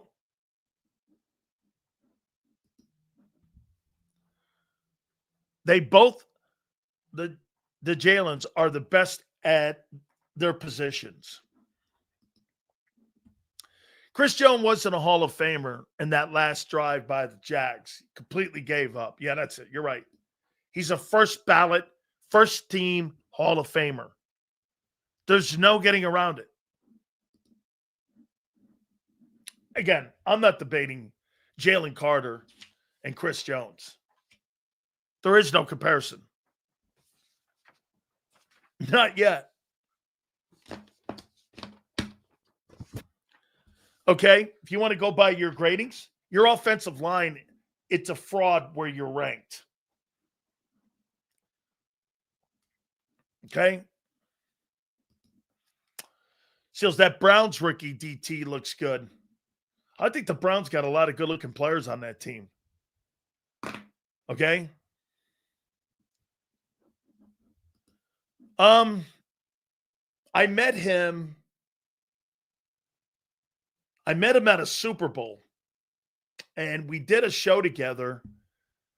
I can't remember. It might have been Jim Rome's show that we did together. And I think we did Jim Rome's show. He and I were on like a panel, I think. And this was, I think, in New Orleans. Eagles offensive line. Yeah, not very good right now. Where are the people saying Jalen Hurts is better than Mahomes or Allen? I don't think anybody with any brains ever thought that. That's about the numbers for her. Yeah, besides the picks. You like Rome. Rome's good. Rome's good people. I like Jim. Very good friends with him. Been friends a long time. My wife, too. When he had the fight on the air with Jim Everett, yeah.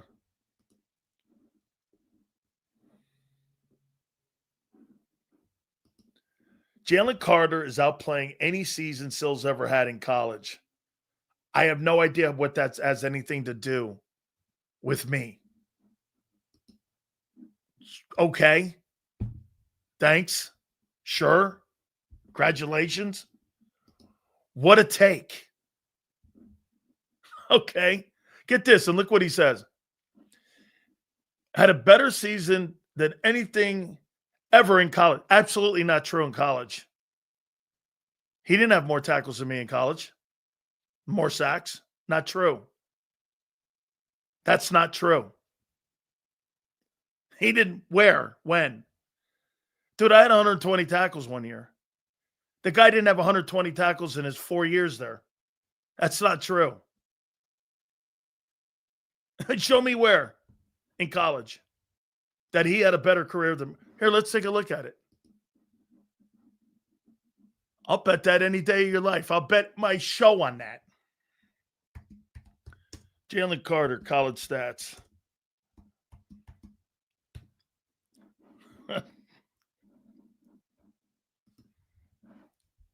So Jalen Carter, college stats. I'll take that bet every day. Jalen Carter. His college statistics. Georgia.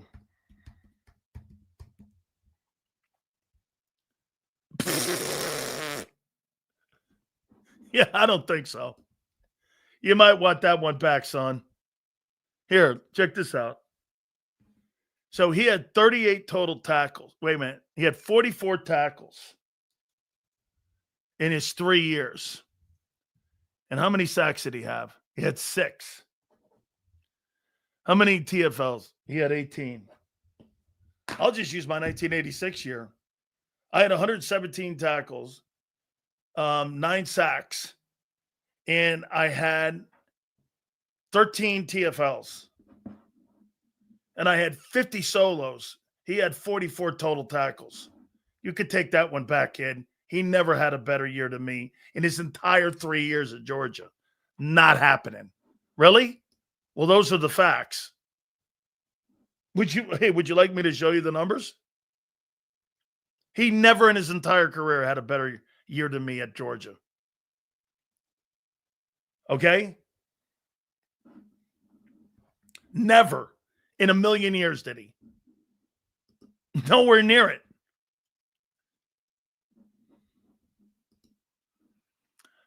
I was about to ask how many solos. 50. I mean, Sills, damn, Sills, you were drafted in the 3rd round. Yeah, as a junior.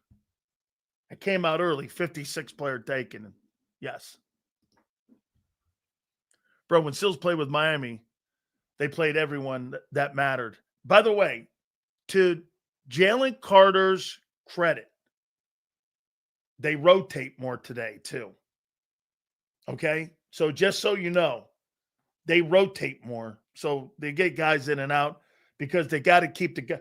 Russell Maryland, Cortez Kennedy played behind me. Okay? And, you know, guys like that are not going to stay on the program any longer. They're going to transfer and go somewhere else. Kind of like, you know, that kid from Walter, what's his name? Walter Nolan. Remember, he was at Texas A&M, then he transferred to Ole Miss. So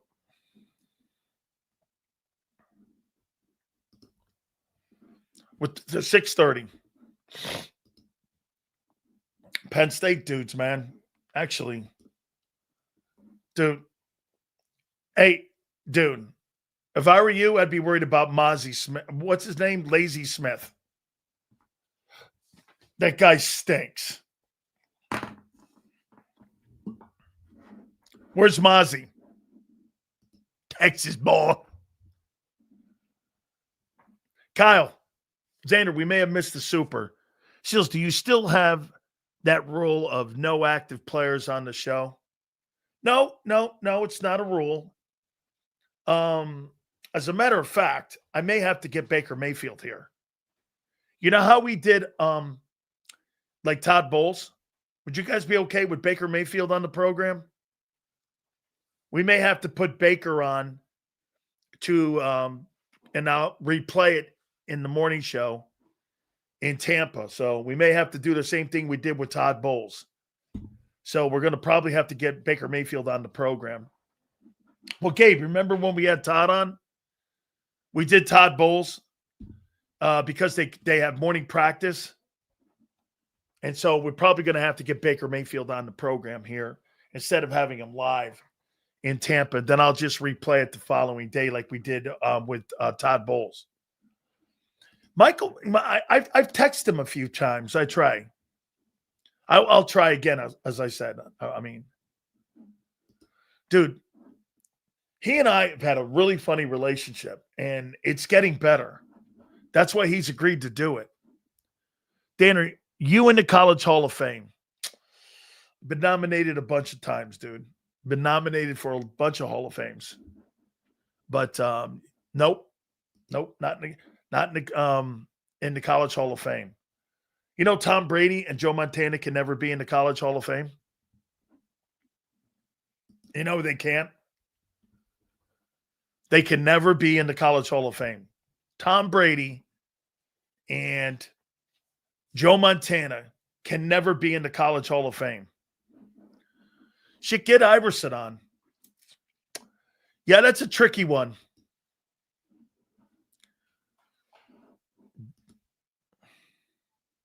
Guy Swayze. I'll try. You know what? I haven't really ever sent Ray a text message. Iverson would call in about 6:15. Yeah, 3 months from now. I never thought about Velma. We'll get Velma. Mozzie Smith doesn't start. Why do you think? Carey barely sees the field. Yeah, he was your first round draft choice. At least the Eagle guys are good. Davis and Jalen Carter are superior and great players.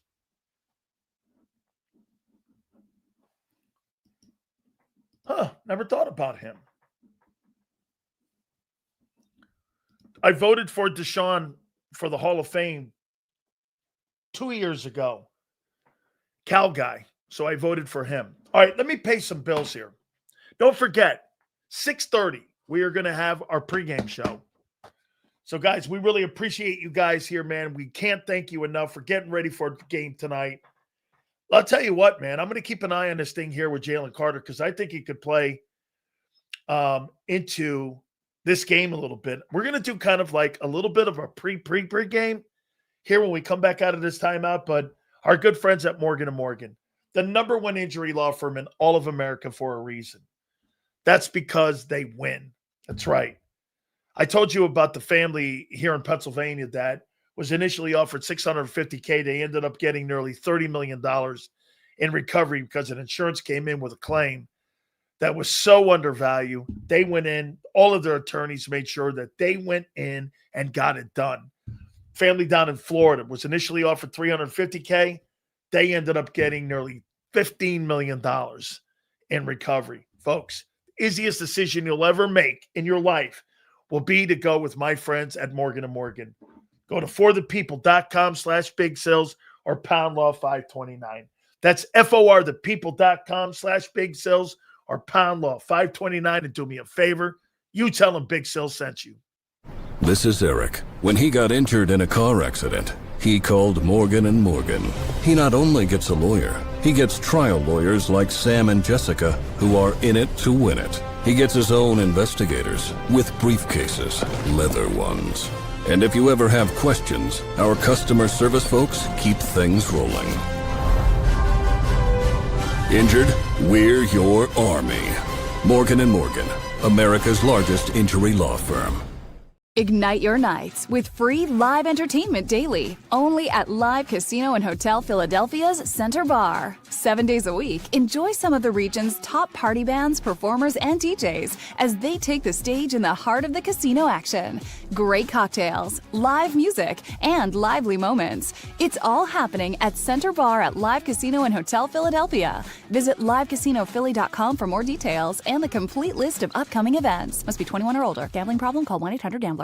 This is Eric. When he got injured in a car accident, he called Morgan & Morgan. He not only gets a lawyer, he gets trial lawyers like Sam and Jessica who are in it to win it. He gets his own investigators with briefcases, leather ones. And if you ever have questions, our customer service folks keep things rolling.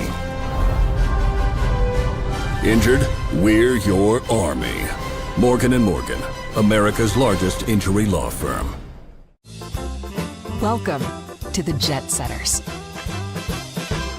and the High Rollers, to the Shot Takers and the Tastemakers.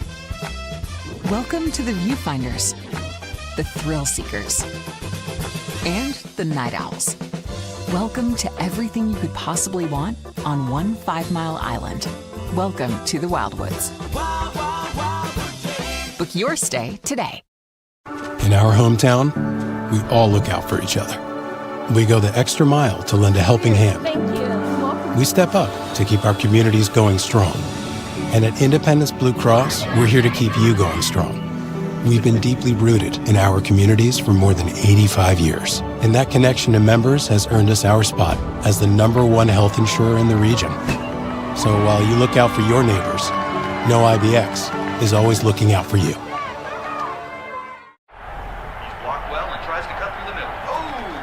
Your gut says Miami is going to win and you should take the over. Your gut also said your NFT selfies would only go up in value. They didn't. But your head is on Sports Grid and knows the QB is in concussion protocol. The backup has a 45 QBR against the zone coverage. The New York D has the most sacks in the league. So yeah, trust your head. It's smarter to be on Sports Grid. EAGLES. Eagles.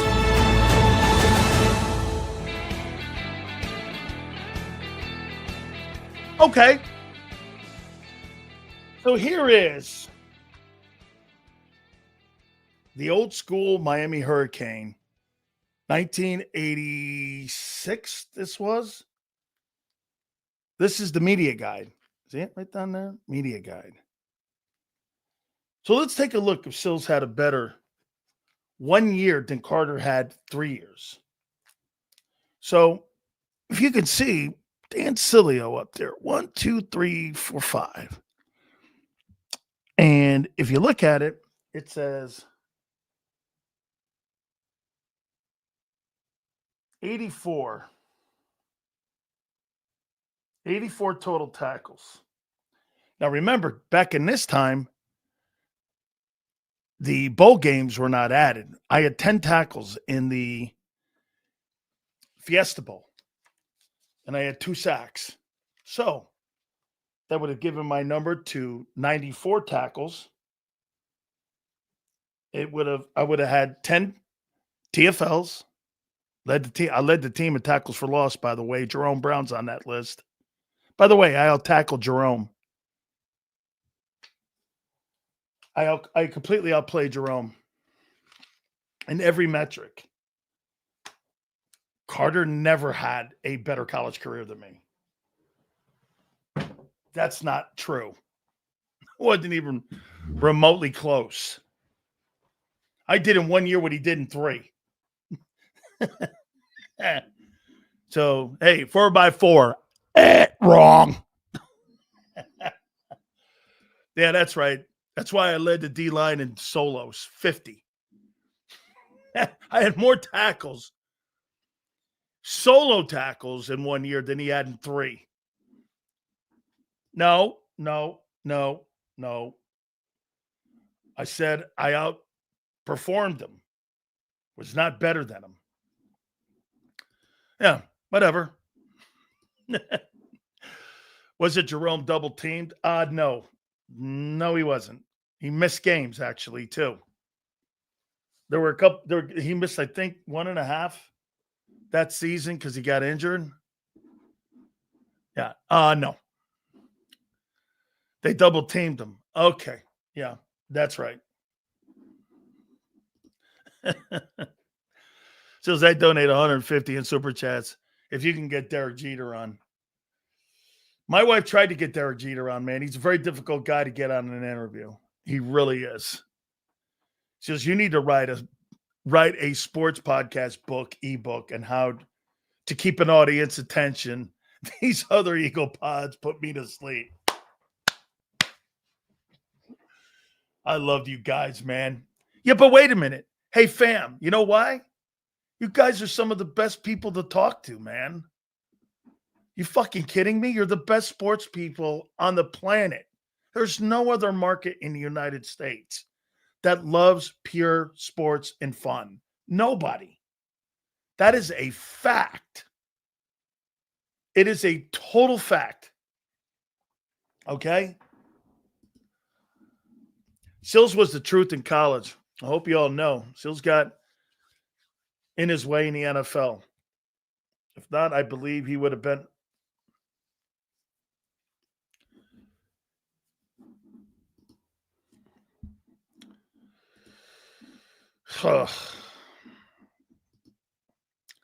Man, I don't know how many times I looked in the mirror and said this. We've had general managers come on and say the same thing. Rich McKay, my friend, you very truly know. Yes, I did. Absolutely. Yeah, I did. Yeah. Yes. That's why, Philly, where I come from a place of failure. Not to ever let an opportunity go through your fingers. Yes. Absolutely. Absolutely. So is there any way you could get Anthony Volpe on the show? Dude, you know, I have so many people that I have to try to get on because I just forget. Xander reminds me, hey, let's get Herm on. All right, let's get Herm on. Seals, if Jones and Sapp had Galavaftis, the defensive end that the Chiefs have, and Rice on helping them, should the Eagles draft someone to help Carter? Yes.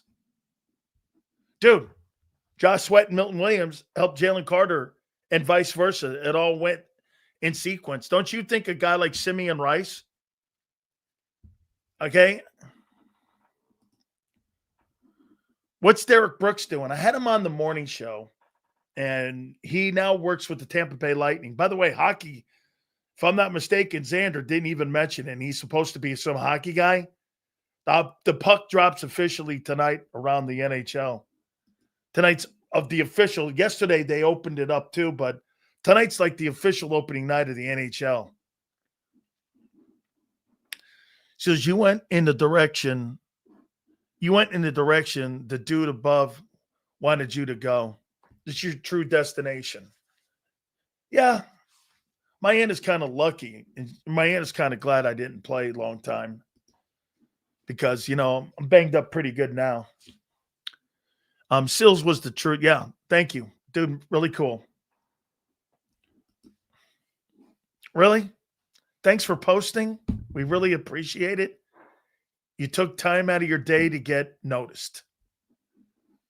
Okay? He's a fraud for not mentioning hockey. Okay.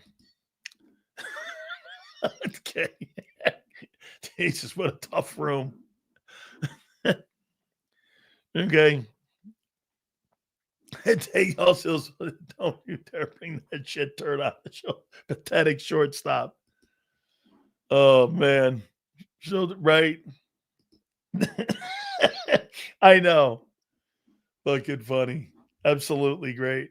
Good stuff, man. I love hockey, but football pays the bills. Also, dickhead talked about hockey this morning on Birds. Oh man. Good stuff, man. Yeah, it's Bolts in Ottawa tonight. I'm a huge Lightning fan. Good. I think he was aiming that dickhead at me. Yeah. All right, so wait a minute here. Let me double check here what's going on with Carter. Let me see if we got an update here. What's going on with Jalen Carter? Let me see if I can send a text message to Clint. I doubt he tells me.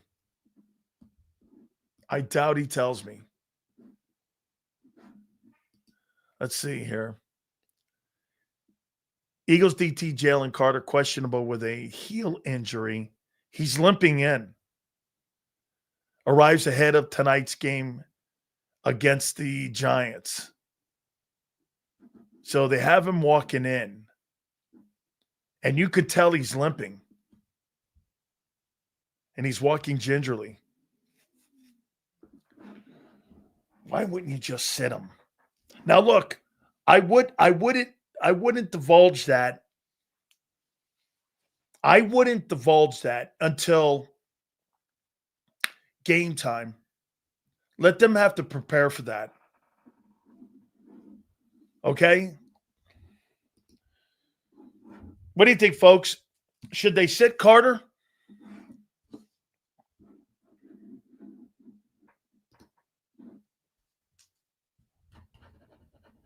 Rest him.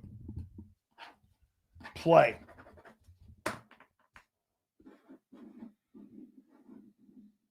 Just sit him. Sit him. By you, Emrys.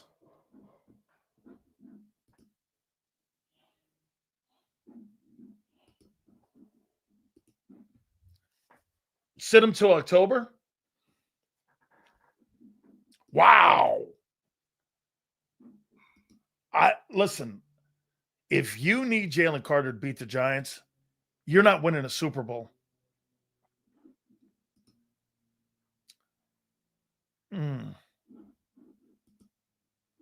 Not worth playing him at MetLife with those injury histories. You know, I saw that thing that John and Xander did. I think that's more of a made-up thing by the media. You know, I was told also that the MetLife rug was not very good. But then you started going by and you started looking at, I don't think it's any different than Lincoln Financial. You know, I mean, it looks normal.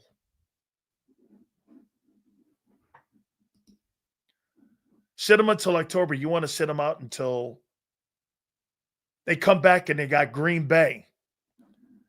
It seems it. It does. It seems that it is. Rest, but as Lawrence Taylor says, give me some of that cortisone shit. Not worth it, man.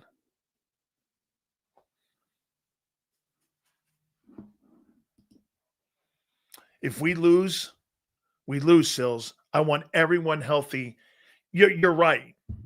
Martin, dude, a game in October.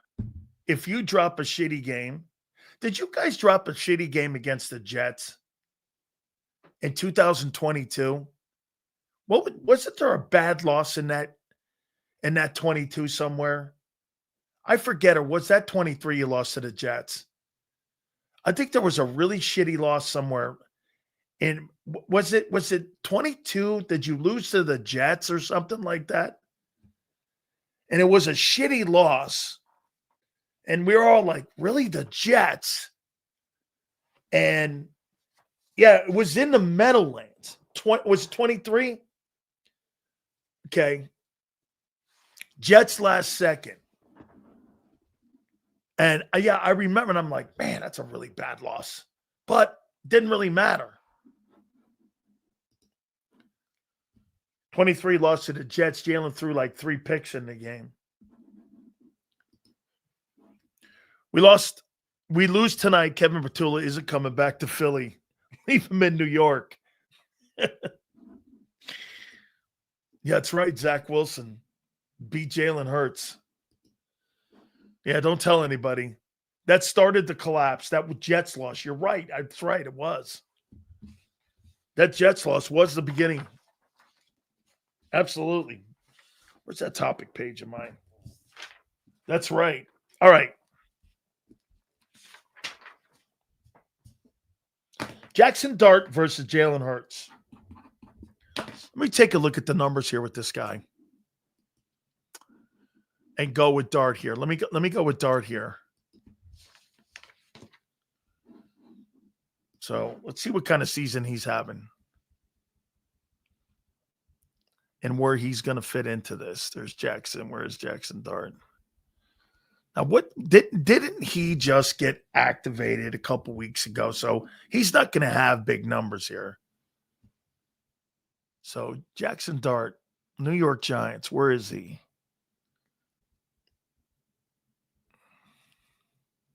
There's Russell Wilson.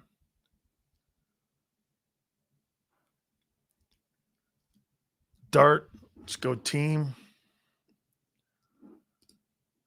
Team. Boom. Dart. Here we go. Okay. So Dart's on pace right now.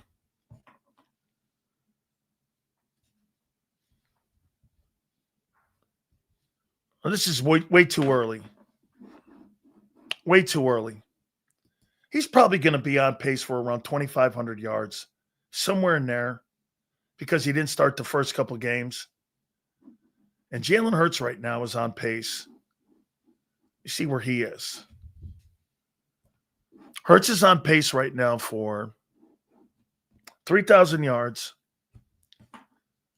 24 touchdowns, and no picks. Funny, Xander said something in the last hour when we were talking. He goes, you don't want 35 touchdowns? I'd rather have 24 touchdowns and no picks than 28 touchdowns and 14 picks. Or 41, like a year ago with Baker Mayfield. Baker Mayfield had 40. What would you rather have? I think Baker last year had 41 touchdown passes and 16 picks.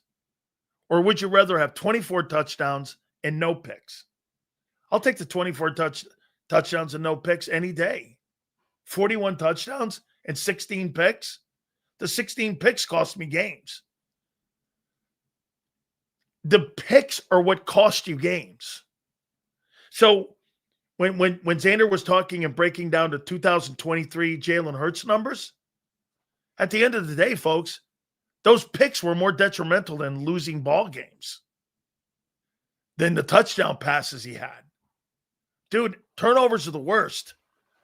Touchdown passes don't ensure wins. Not at all. Interceptions ensure losses. Eagles need to use the 10-day rest after this game with 3 winnable games and manage the health of the roster through the bye.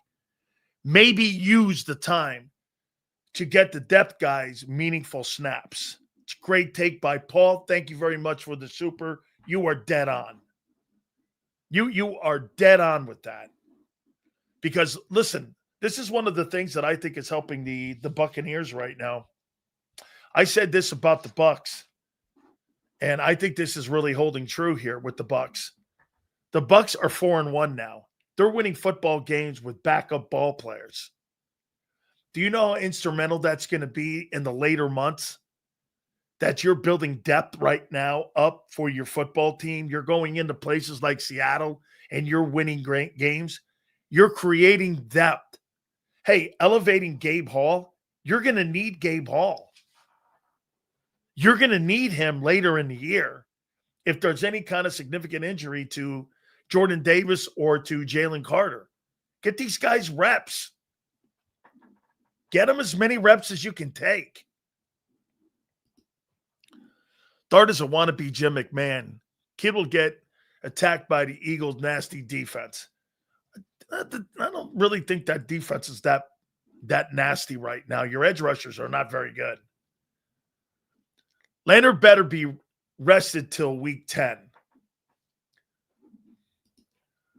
I'll take a 30-30 with hey, that's what got him canned, and that's what Tom Brady went to.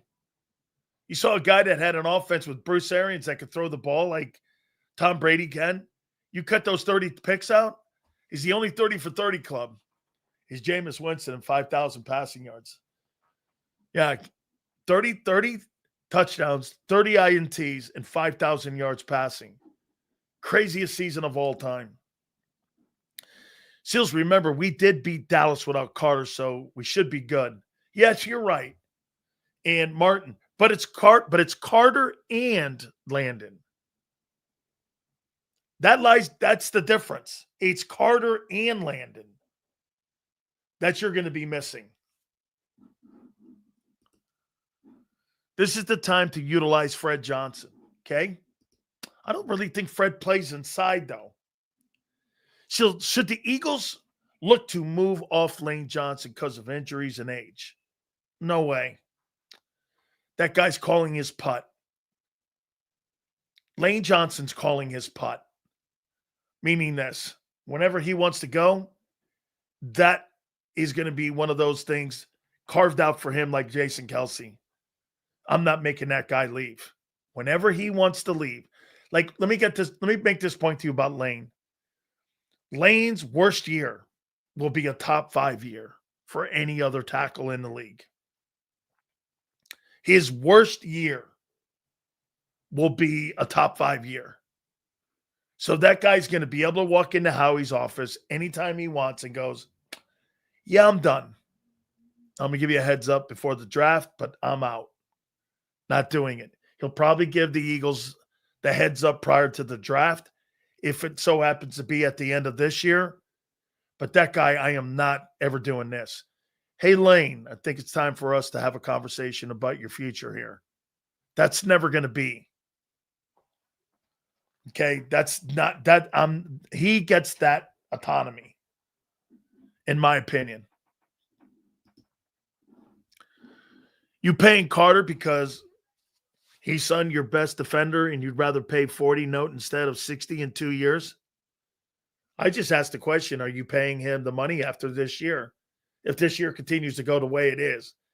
He's banged up. He hasn't been very productive yet. That may change. But as of right now, he's cost himself money. And he's also made the organization think this. Well, boy, he really did need Milton Williams and Josh Sweat because those guys are having great years in different places. Those guys are good ball players. Carter's not. And you're telling me, well, he's banged up and that's why he's not playing well. Okay. Is it because those guys were taking some of the heat off him? I'm not telling you they didn't benefit from Carter either. They did. They totally did. But I think it helps the Eagles in a better negotiating situation. Hey, you didn't really have a great year. Now, again, it's 20 quarters. Not going nuts here. Okay? So you think Jalen Carter is playing better than Milton Williams right now? It's funny. I don't think he's been an impact at all. Lane should have had the say in the draft. No, absolutely not. Absolutely not. Now, if Howie comes to him, Martin, if Howie comes to him and says, what do you think of this kid? What do you think of these 3 guys? Who do you like the most? And if you want to go down that lane and go like this, what do you think of these 3 guys? Who do you like the most? And Lane goes, I really love this kid here from Wisconsin. He's a really good-looking talent. He slides his feet well. He's a good player. I like this guy. And that would be something that I guarantee you that how he would take into consideration, and it would go a long way. Yeah, I think he could do that. Lane sounded very 50-50 about returning for 26. He said he'd decide based on how his body held up. Well, he's been in and out of games so far early. And again, folks, it's still early. I think Fred is going to always be a replacement and a backup. And there's a role in the NFL. Let me tell you this to you, man. Fred could play in the NFL as a backup in Philly for the next 10 years. There's a role there for him. Not everybody's meant to be Lane Johnson. You know how somebody goes like this? Sills, Carter was a better player. Well, yeah. These are the greatest players in the history of the league. And so get this. When a guy says something to me that Jalen Carter's best year in the NFL will always be better than anything Sileo ever did, yeah, these are the greatest players that have ever played. I don't have a problem with that. I think sometimes you guys look at it like that's some sort of rip on me. What? That Carter had a greater career than me in the NFL? Okay. These are the greatest players to ever play. People that play in the NFL are the greatest players that have ever played the game. Do you understand that? Anybody has ever played in the NFL and gotten to that level are considered some of the greatest players ever play and ever play football. I don't have a problem being part of that group. I have no problem. So you didn't make it in the NFL. Okay. Still considered one of the greatest players ever to play. I mean,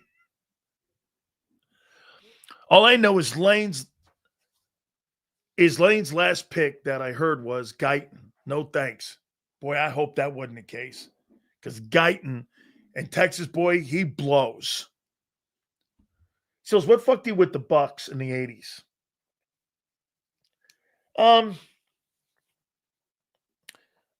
The fact that I didn't have a training camp, first and foremost. I told you guys the story. Friday, I was preparing for the Gators. I got declared ineligible Thursday of that morning. Then the next day, the NFL called me, Brian Bosworth, and Chris Carter. You're Chris Carter. And said they were holding a special supplemental draft. And I was like, okay, whatever that means. Now, a supplemental draft is this. Whatever pick they take you the following year, like in the 88 draft, the Bucks lost the 56th pick in the draft, taking me. So I was number 56. Bosworth, I think, was like number 1. And Seattle's pick for the first round the following, the next year.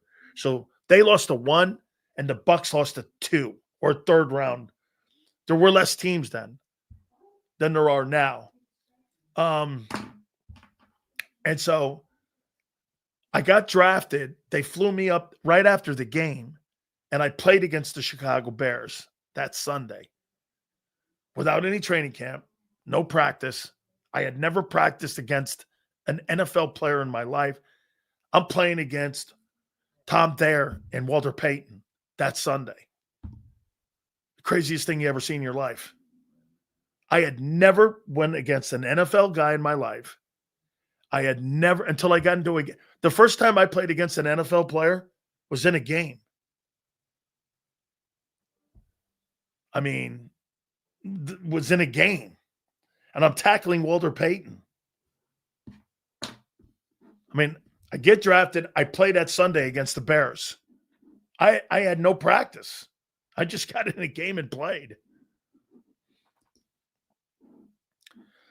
Seals, who are the top 7 quarterbacks in your opinion right now? Well, Hurts is 5. Mahomes is 2. Allen 1. Mayfield 3.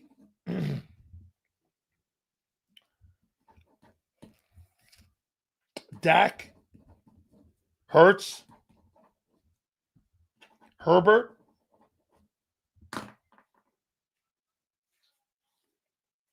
Or Daniel Jones?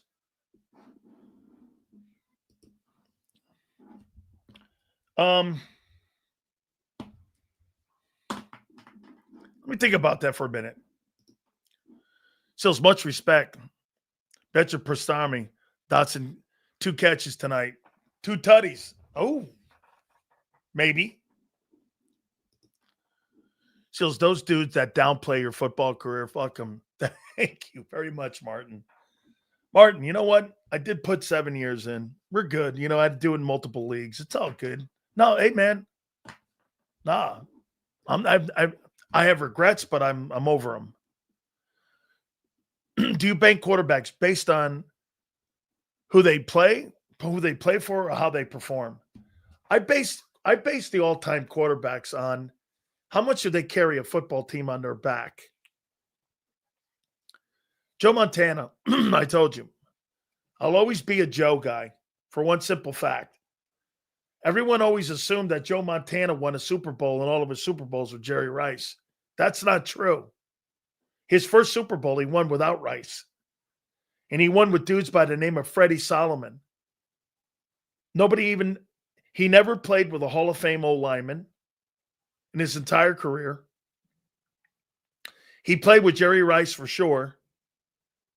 But other than that, he only played with one Hall of Famer in his entire career in San Francisco. And that was Jerry Rice. The rest was Joe. No O-lineman, no tight end, no running back. Look at Peyton Manning. 2 Hall of Fame wideouts, 2 Hall of Fame running backs, Hall of Fame O-lineman. Montana played with no one but Rice. Yes. Bye-bye Bosworth was being chanted in the Orange Bowl when we kicked the shit out of that team. Yes. I see this a blitz game for Vic. Yes. I would blitz the young kid too. Where do you put Marino? Dan Marino is the second greatest thrower of the football in the history of the league. The first is Aaron Rodgers. Okay? He is the greatest thrower of the football I've ever seen. Aaron Rodgers out in the perimeter is undefensible in his day.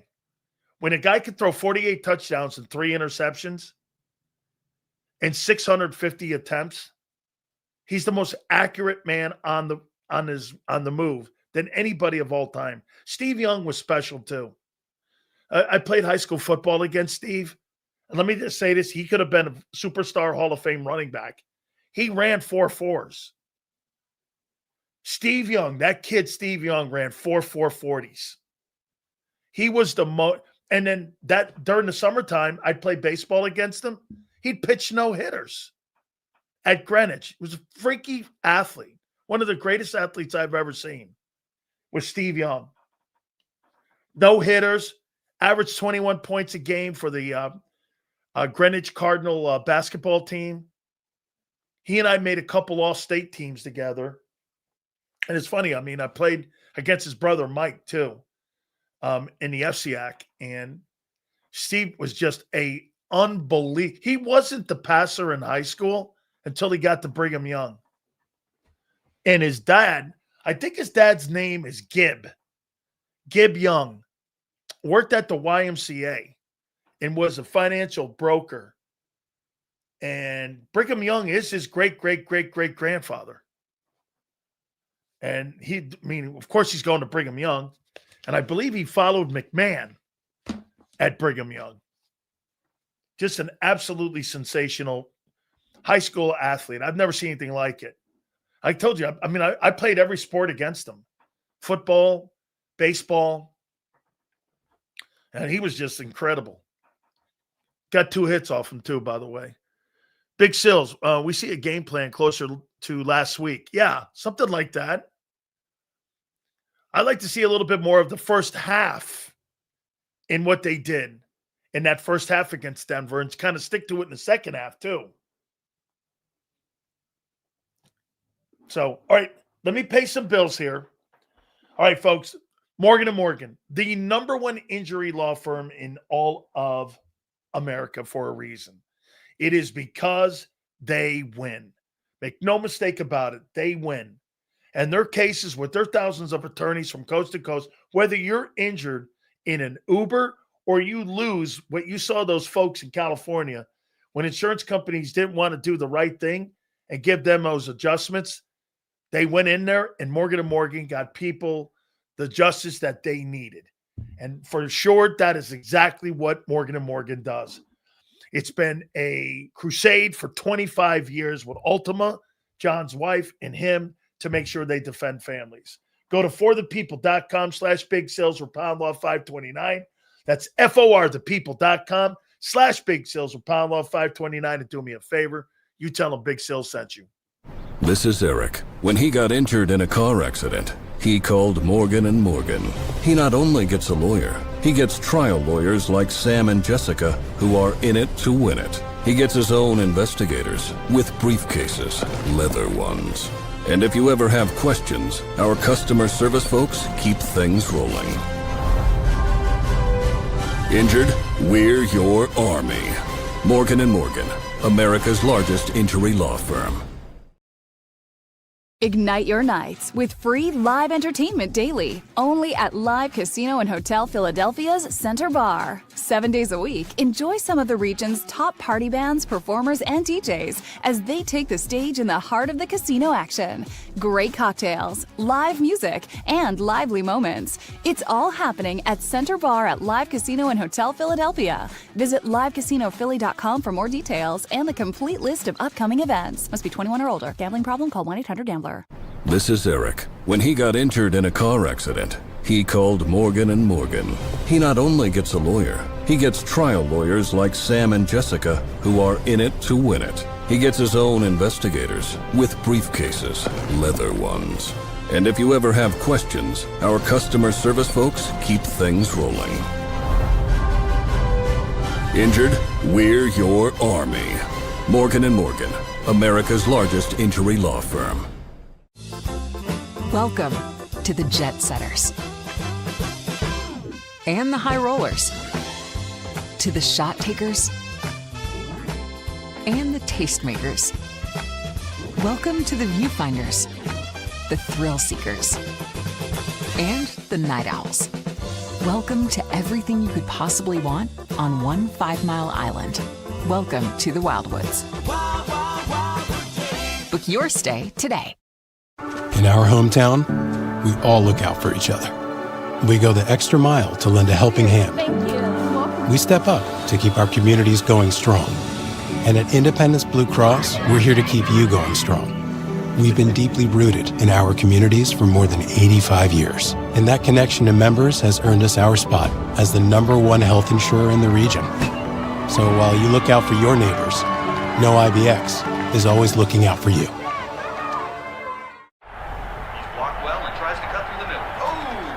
Your gut says Miami is going to win, and you should take the over. Your gut also said your NFT selfies would only go up in value. They didn't. But your head is on SportsGrid and knows the QB is in concussion protocol. The backup has a 45 QBR against the zone coverage. The New York D has the most sacks in the league. So yeah, trust your head. It's smarter to be on SportsGrid. EAGLES. Eagles.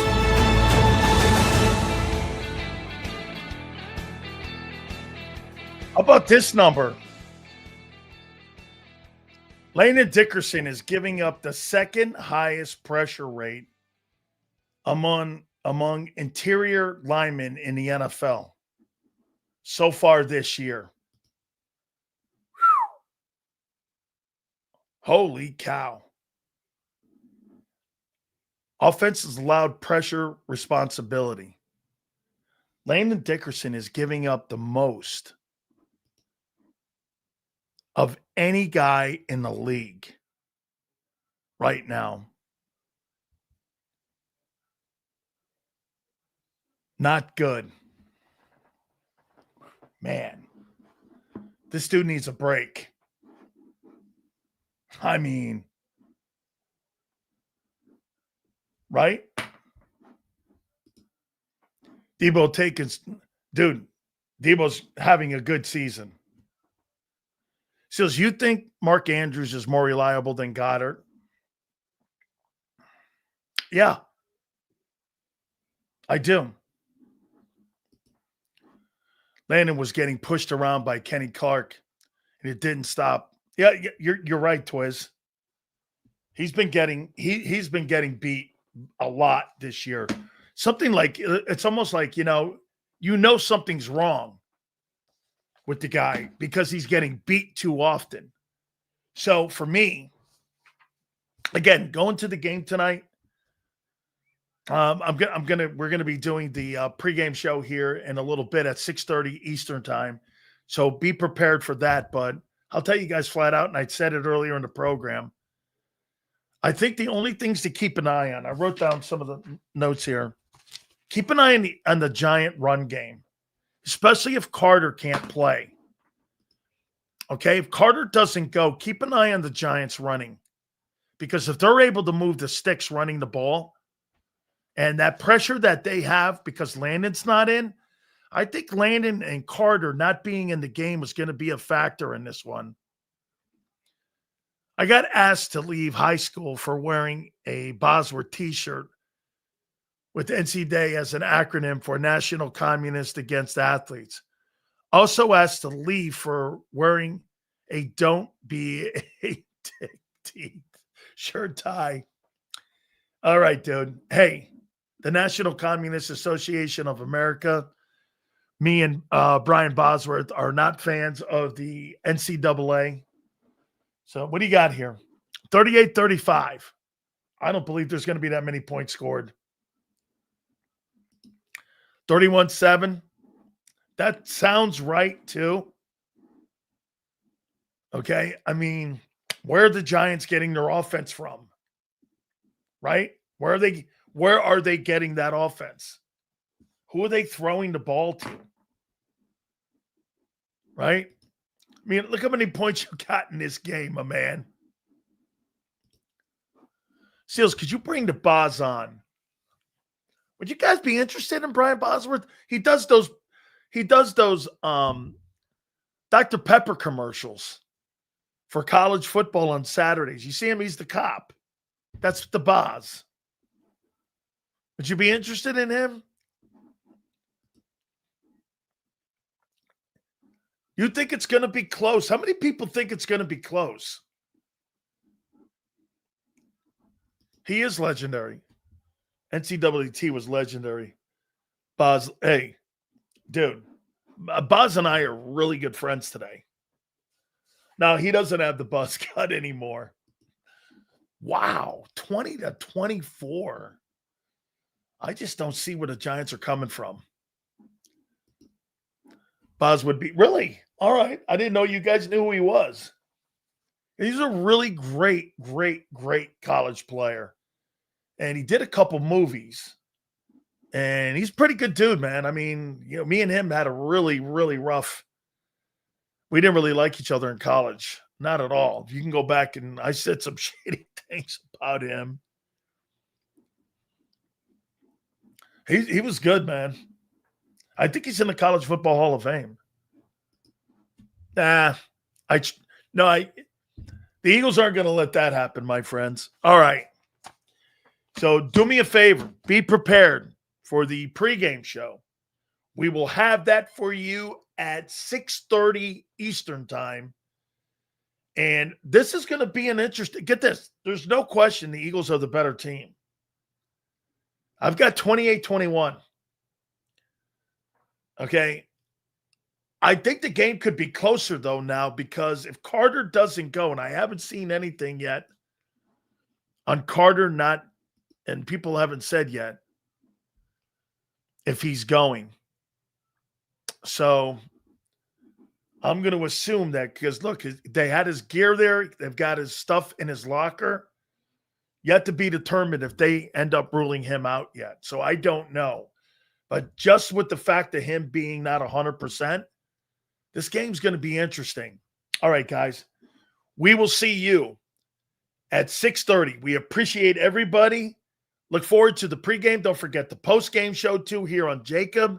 See you in a couple minutes.